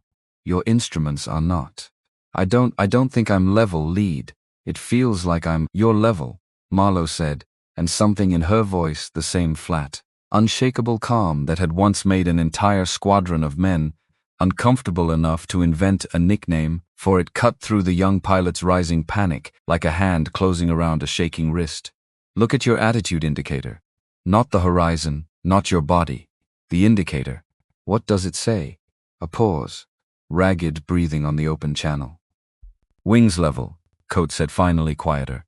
Nose slightly up. 500 feet above assigned altitude. Good. Correct your altitude. Small inputs. I'm right here. Copy, he said, and she heard, underneath the static, the exact moment his breathing started to slow. Because this was the part none of them understood yet. The part they'd only start to understand tonight. The way an entire squadron had once needed 8 minutes in a dogfight to realize what they were actually looking at. Calm wasn't the absence of fear. It was fear, disciplined into something useful. She had learned that the hard way, watching a folded flag on a porch when she was 18, and she intended to make sure this 24-year-old kid didn't have to learn it the same way. The lag in her own aircraft returned at 2,231, and this time it didn't correct itself. The stick went heavy under her hand, sluggish, wrong in a way that made every instinct in her body scream at once. Warning tones cascaded across her display hydraulic pressure dropping on the left control surface, a cascading fault indication that hadn't existed 30 seconds earlier, and now filled half her screen in amber and red. Lead, you're descending. Merrick's voice, sharp, urgent, you're losing altitude fast. Copy. Her hands were already moving, running the emergency procedure with muscle memory built over years, over a decade of training that had somehow, without her fully realizing it until this exact second, been preparing her entire life for this specific moment. Hydraulic fault, left aileron control. Switching to manual reversion. Talk to me, lead, I'm handling it. And she was barely, the aircraft fighting her every input, the storm throwing turbulence at her from 3 directions at once, altitude bleeding away faster than she liked into black water she couldn't see but knew, with absolute certainty, was waiting exactly where her father's water had been waiting 9 years ago. Because this was it. This was the moment the falsified maintenance record had been built for.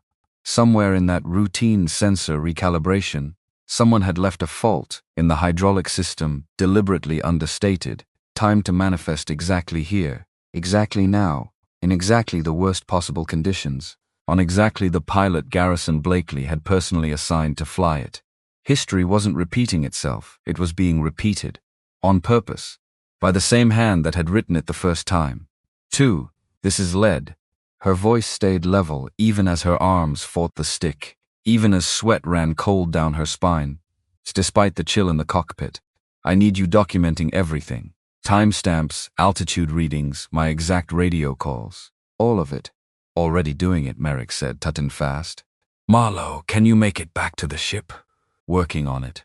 She fought the aircraft through 300 feet of uncommanded descent before the manual reversion finally caught, the stick responding again under her hand, with a heaviness that would ease with altitude but hadn't eased yet, not with the storm, still throwing everything it had at her, not with black water close enough, now that she could see the whitecaps, catching what little light existed, even through sheets of rain. 200 feet.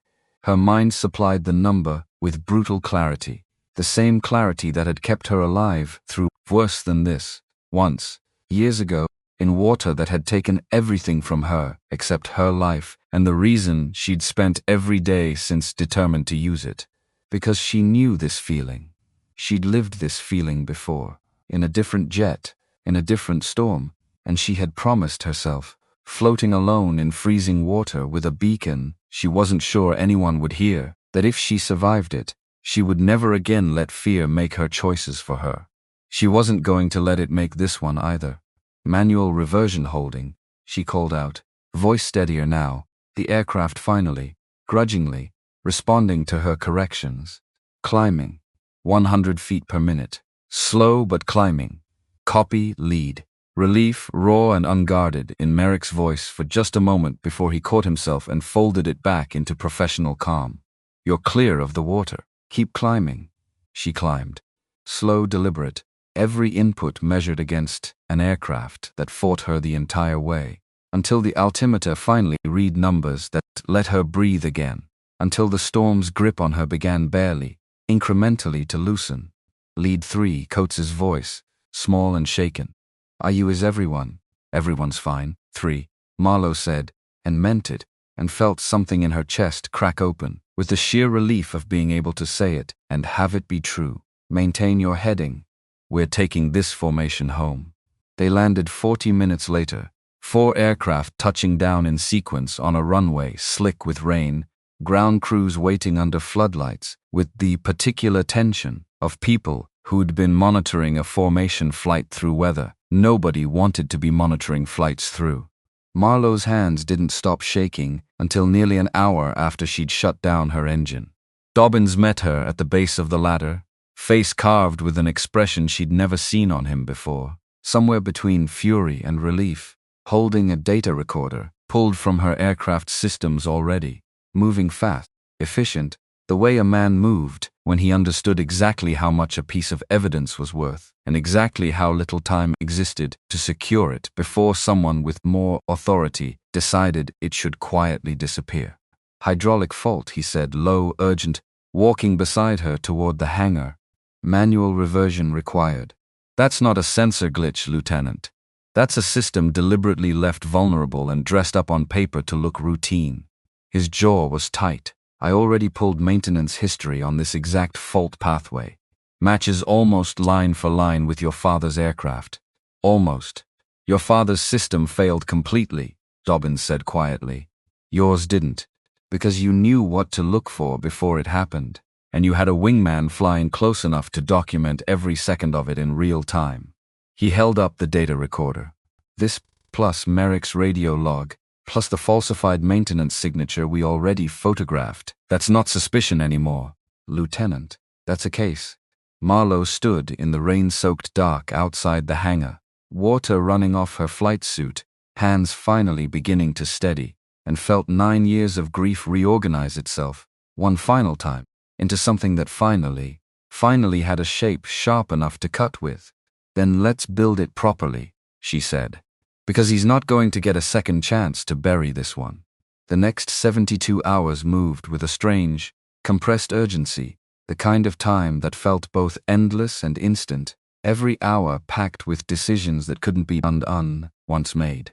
Dobbins secured the data recorder and the photographed maintenance record with a base legal officer, the senior officer he'd known for 15 years.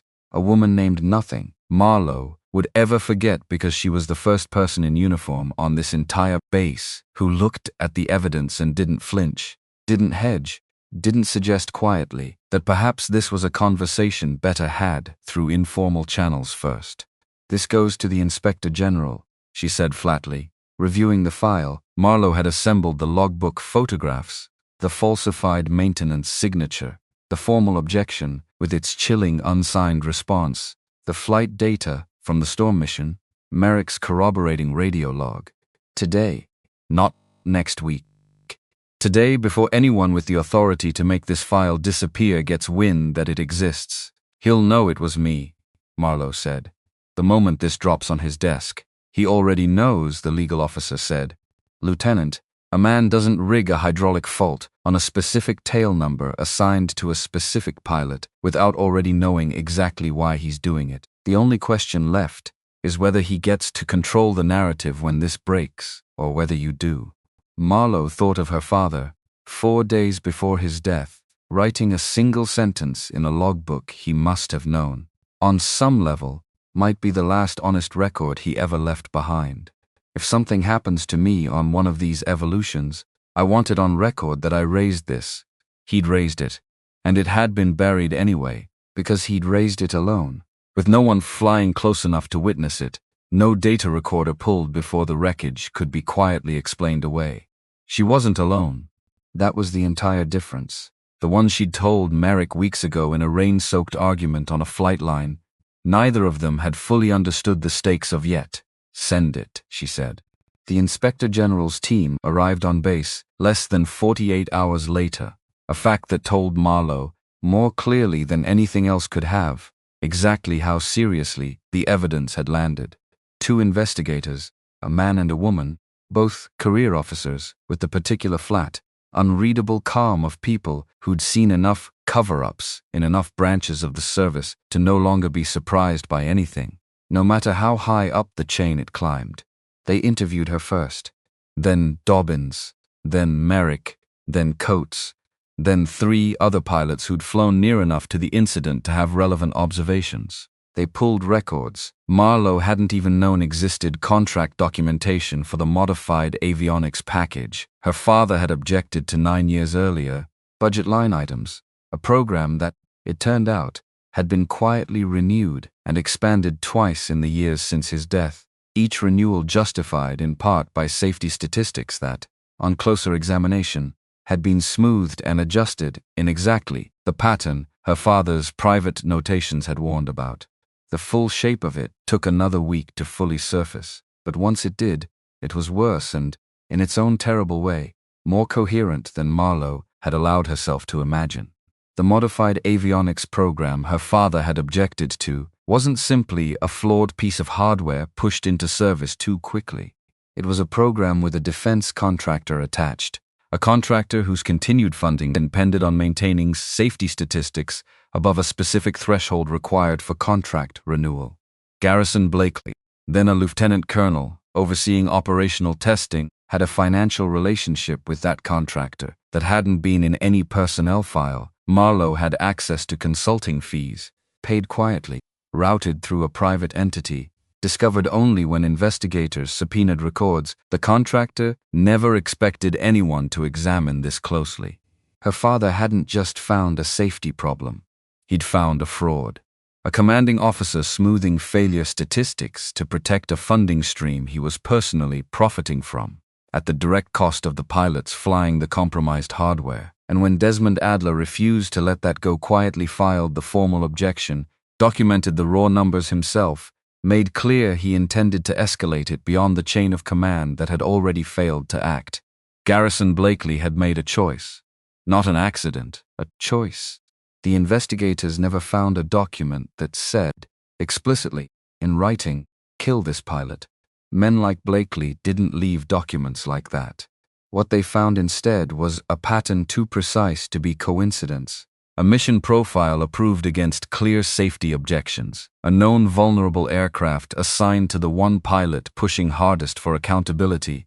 A report written afterward that smoothed the truth into an unforeseeable mechanical failure with the same practiced hand that had been smoothing statistics for that contractor for years. They found, 9 years later, an almost identical pattern rebuilt around his daughter.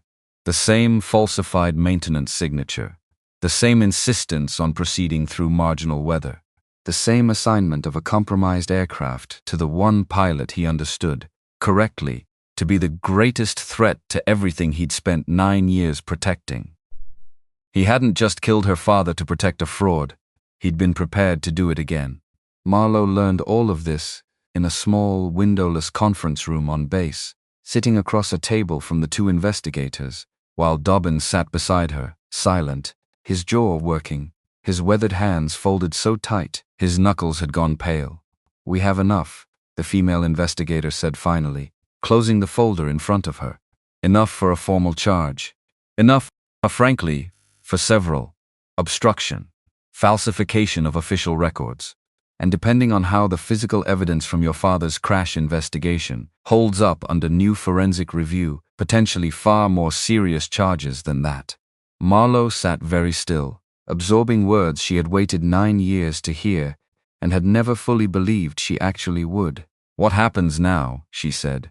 "Now Colonel Blakely is relieved of command, effective immediately, pending the outcome of a full investigation." The investigator's voice was flat, professional, and somehow, underneath the flatness, Marlowe could hear something that might have been quiet respect. "And you, Lieutenant Adler, are going to need to prepare yourself for the fact that this is going to take time. Weeks, possibly months. Justice in cases like this rarely arrives as fast as the wrong that caused it."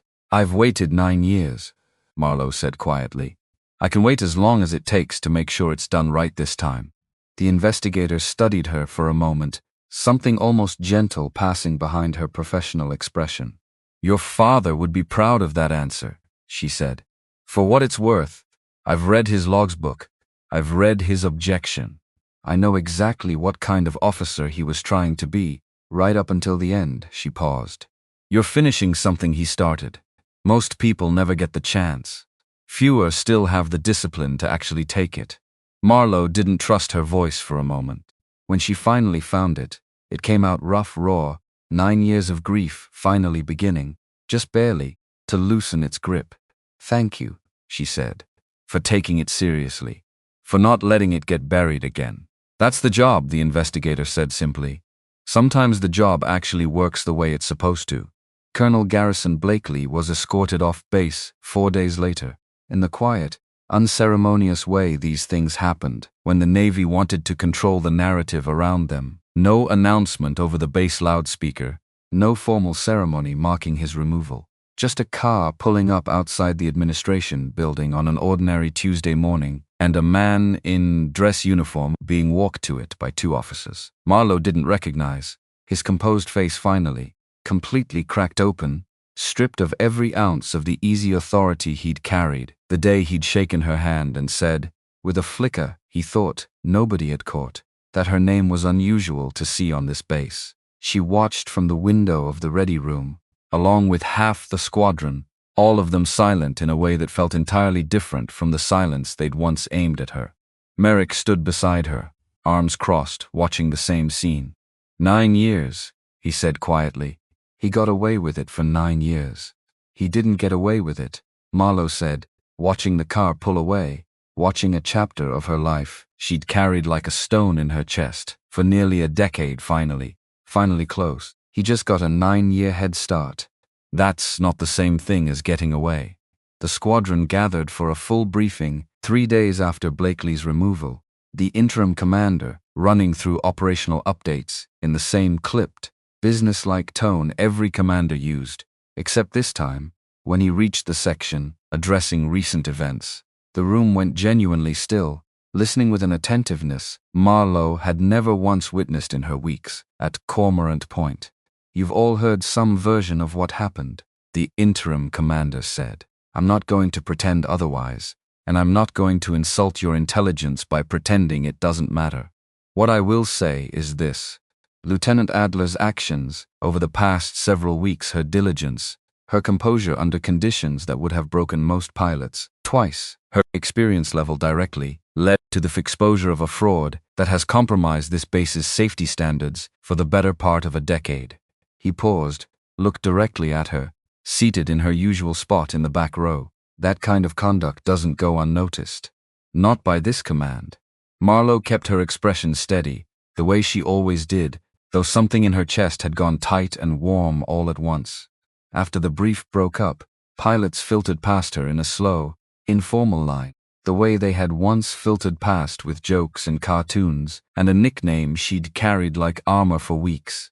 Now they stopped, nodded, said her real name or her call sign with a weight neither had carried before. One of the pilots who'd laughed loudest that first day in the briefing room, a man she'd catalogued weeks ago in the private file she kept in her mind, filed under people who mistake noise for confidence, stopped in front of her, clearly working up the nerve for something.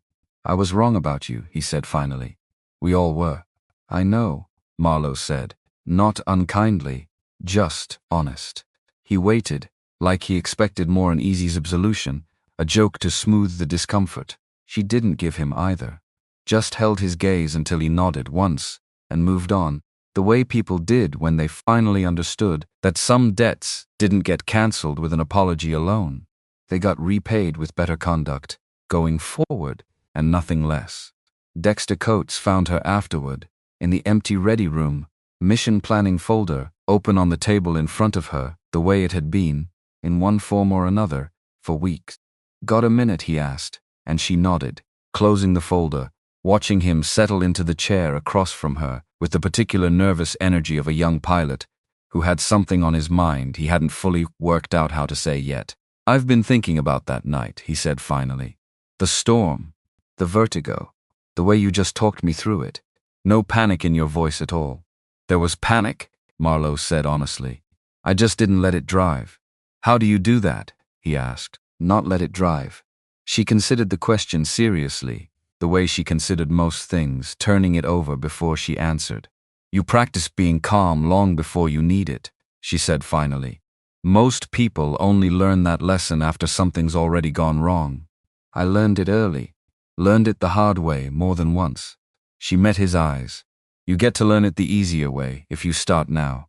Coates nodded slowly, absorbing that the way young pilots absorbed the things that would matter most to them years down the line, long after they'd forgotten who first said it. "Thank you, Lieutenant," he said, then paused, correcting himself with something like reverence. Revenant. The name landed between them cleanly. No mockery in it anywhere anymore. Just a fact carried now by a squadron that finally understood exactly what it had cost to earn it. She flew home 3 weeks later, on leave finally approved, after the initial phase of the investigation wrapped, carrying her father's logbook in her bag, along with a formal letter from the Inspector General's office, confirming what she'd known, in her bones, for 9 long years, that Desmond Adler's death had not been a routine mechanical failure, that he had raised a legitimate safety concern, documented it properly, and been retaliated against for refusing to let it go. that the official record was, as of this month, being formally corrected. Her mother met her at the door of the house. Marlowe had grown up in the same door her father used to walk through in a flight suit that smelled like jet fuel and salt air, and for a long moment, neither of them said anything at all. Just stood there, in the doorway, looking at each other across 9 years of silence that had finally found its way to an ending. "It's done," Marlowe said quietly. "Mom, it's finally done." Margaret's hands came up to cover her mouth, and whatever composure she'd been holding on to for 9 years through a folded flag, through a closed casket, through every polite, immovable wall of silence she'd hit trying to ask questions on her daughter's behalf finally, completely broke. Marlowe crossed the threshold and held her mother, the way she hadn't been able to hold her 9 years earlier, standing on a different porch with a different uniform, standing between them and the truth, and let her mother cry into her shoulder for a long, long time. "He knew," Margaret said finally, muffled, her voice raw. "He knew what he'd found. I could see it in his face those last 2 weeks. He was so scared, Marlowe. Not for himself, for whoever they'd put in that cockpit after him, if nobody stopped it." "I read that," Marlowe said softly. "In the logbook. His exact words, and you finished it," Margaret whispered. "You actually finished it." "We finished it," Marlowe said. "You sending me that logbook when you finally decided I deserved the truth more than I deserved protecting from it.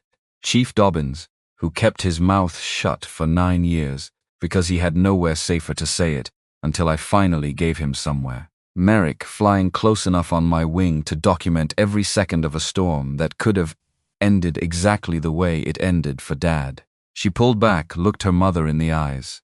"I didn't do this alone. Neither did he, in the end. He just didn't know that yet, when it mattered most."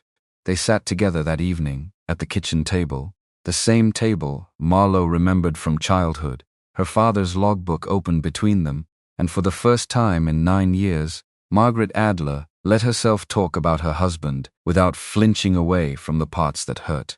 The stories came slowly at first, then faster. The way grief that's finally been allowed to breathe tends to move his terrible jokes during long deployments. The particular way he used to hum off-key while making pancakes on Saturday mornings. The night he came home and held Margaret's hand and told her, quiet and certain, that if anything ever happened to him, she should never let it get filed away as an accident without a fight. "I fought," Margaret said finally, tears tracking slow down her face, catching lamplight. "Just not the way he meant. I fought by keeping you and your sister safe, by not letting his death take both of you down with it. I told myself that counted." "It did count," Marlowe said, taking her mother's hand across the table. "It counted every single day. You kept a family standing when everything around us was telling you it was easier to let it fall apart. That's not the opposite of fighting, Mum. That's a different kind of it." Margaret looked at her for a long moment, something settling in her face that Marlowe hadn't seen there in years. Not peace exactly. Not yet. Grief this deep didn't resolve into peace so cleanly. But something close to it. Something that finally had room to exist, now that the truth had stopped hiding from it. "He'd be so proud of you," Margaret said softly. "The pilot you became, the way you carried this, all by yourself, for so long, and never once let it break you the way it could have." "It almost did," Marlowe admitted, quiet, honest in a way she rarely allowed herself to be. "More nights than I ever told you about. But it didn't." "No," Marlowe said, looking down at her father's watch on her wrist, tracing the familiar scratch across its crystal face. "It didn't." She returned to Cormorant Point a week later. Leave ended. The squadron settling into a new rhythm under new command. The particular gray weight that had hung over the base for weeks, finally slowly, beginning to lift. The formal investigation into Garrison Blakely's conduct would take months more to fully resolve, she knew. Justice in matters like this rarely moved as fast as the wrong that caused it, exactly as the investigator had warned her. There would be hearings, depositions.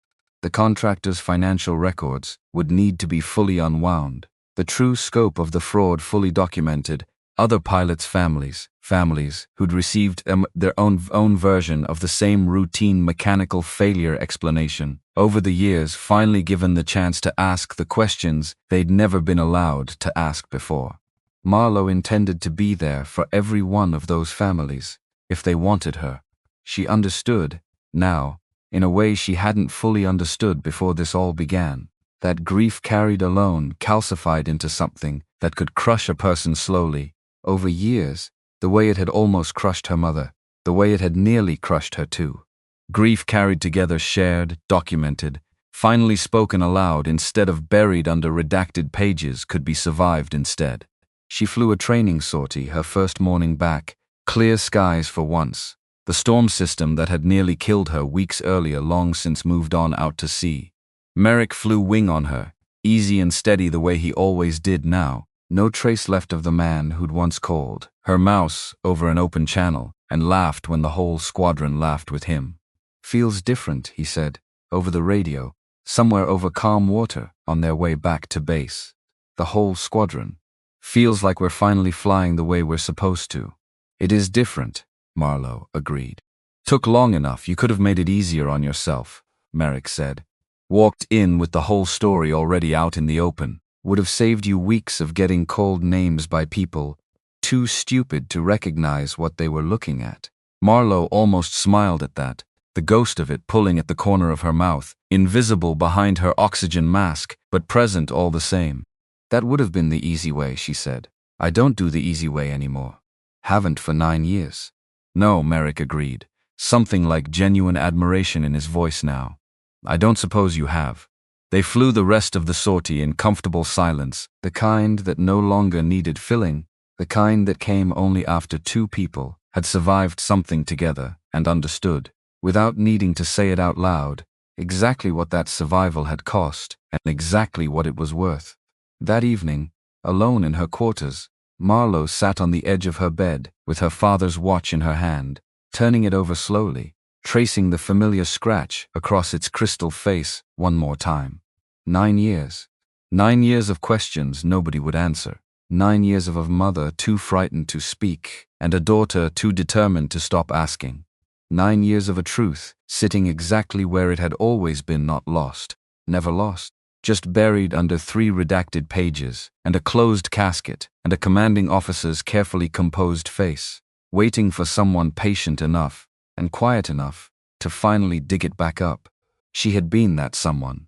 Not because she was fearless.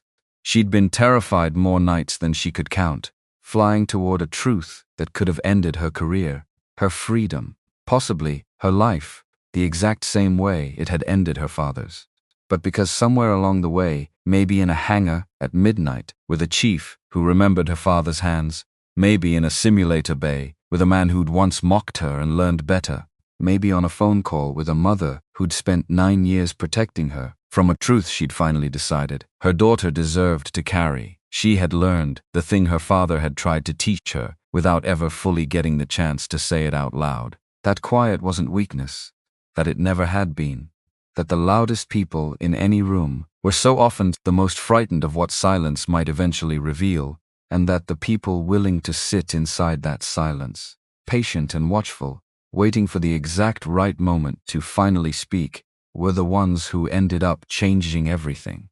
She fastened the watch back onto her wrist, the way she had every night since she'd arrived at Cormorant Point, except this time, the gesture didn't carry the same raw, unfinished grief it had carried for 9 long years. This time, it felt like something closer to a promise kept. Outside her window, the base had gone quiet for the night. Hangar lights burning steady against the dark, the water beyond the flight line calm now, deceptively gentle, the storm long since past. Somewhere out there, new pilots were arriving at squadrons across the country tonight, walking into rooms full of strangers who hadn't yet decided what to make of them, carrying secrets and grief and quiet determination that nobody around them could see yet. Marlowe understood now exactly what she would say to any of them, if they ever asked. Let them underestimate you. Let the silence do the work noise never could.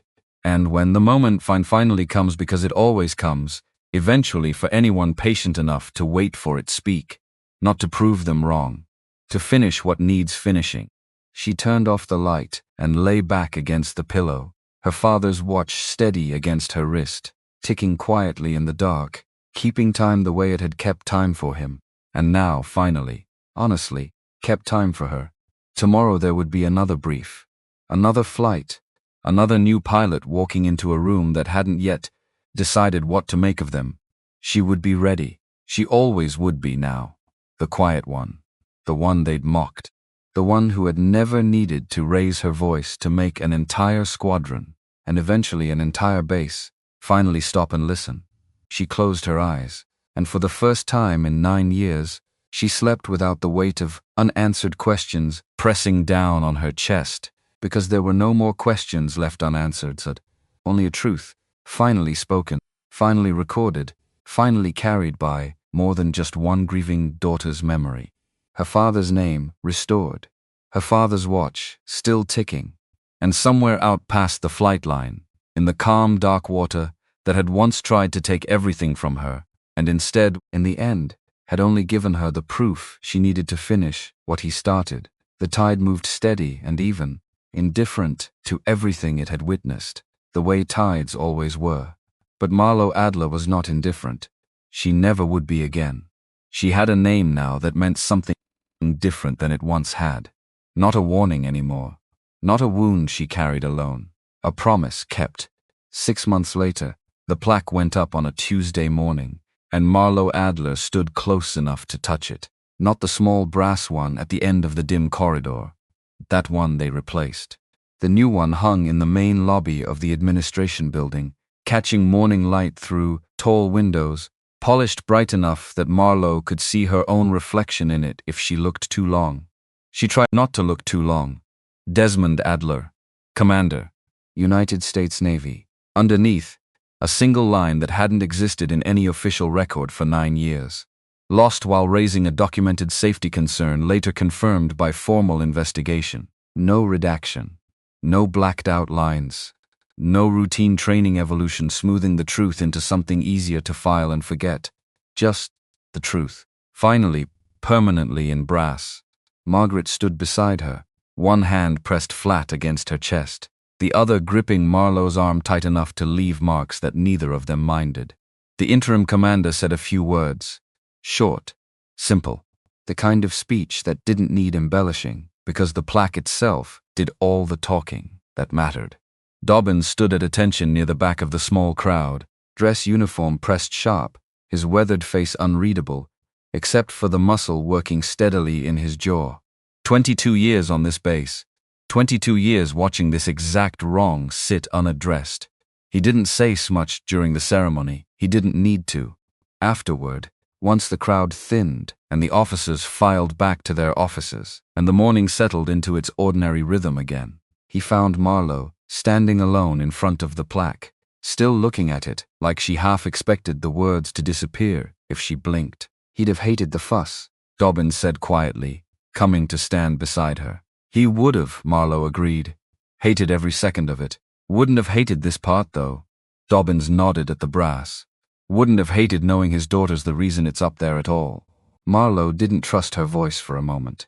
So she just nodded and let the silence between them carry what words couldn't. Because that was the thing about grief finally allowed to breathe. It didn't stop hurting. It just stopped being the only thing in the room. Merrick found her an hour later, out by the flight line, sitting on the hood of a maintenance truck with her father's watch turned over in her hands. The way she'd been doing more and more lately, without quite noticing she was doing it. He didn't say anything at first. Just climbed up beside her, boots scuffing against metal, and sat close enough that his shoulder brushed hers. "Big morning," he said finally. "Big morning, you okay?" She considered the question the way she considered most things. Carefully.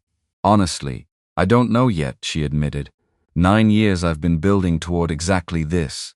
And now it's done, and I keep waiting for it to feel like an ending. It doesn't. It just feels like the start of something else," Merrick offered, quiet. "Yeah."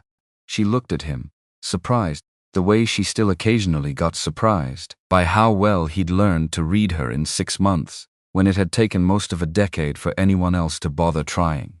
Exactly like that.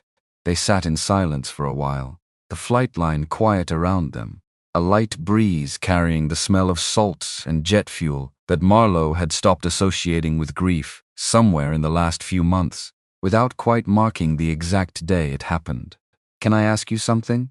Merrick said eventually. "You're going to anyway." A small laugh, warm, easy, fair. He turned the watch over gently where it sat in her open palm, careful, like he understood exactly how much it weighed, even though it weighed almost nothing at all. "What happens now? For you? Once the investigation wraps completely. Once all of this," he gestured vaguely at the base, the plaque, the whole 9-year architecture of her life, that had just finally closed. "Once all of this stops being the thing you wake up for every morning." Marlowe hadn't let herself think that far ahead.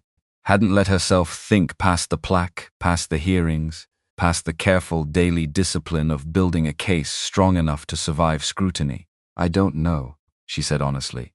"I've spent so long being revenant, being the daughter finishing what her father started. I'm not entirely sure who I am once that's not the whole job anymore." "I could think of a few ideas," Merrick said, and something in his voice had shifted, quiet and careful in a way she hadn't heard from him before. "Yeah." He looked at her, steady, none of his old easy arrogance left in it, replaced by something that felt, for the first time, entirely unguarded. "I could think of one idea in particular." Her chest went tight in a way that had nothing to do with grief. "Merrick Beckett," he corrected, gentle. "Off the clock. You can call me Beckett. Beckett." She tried the name out carefully, like she was testing weight on unfamiliar ice. It fit better than she expected it to. "I watched you fly into a storm 3 months ago knowing it might kill you," he said, quiet, direct.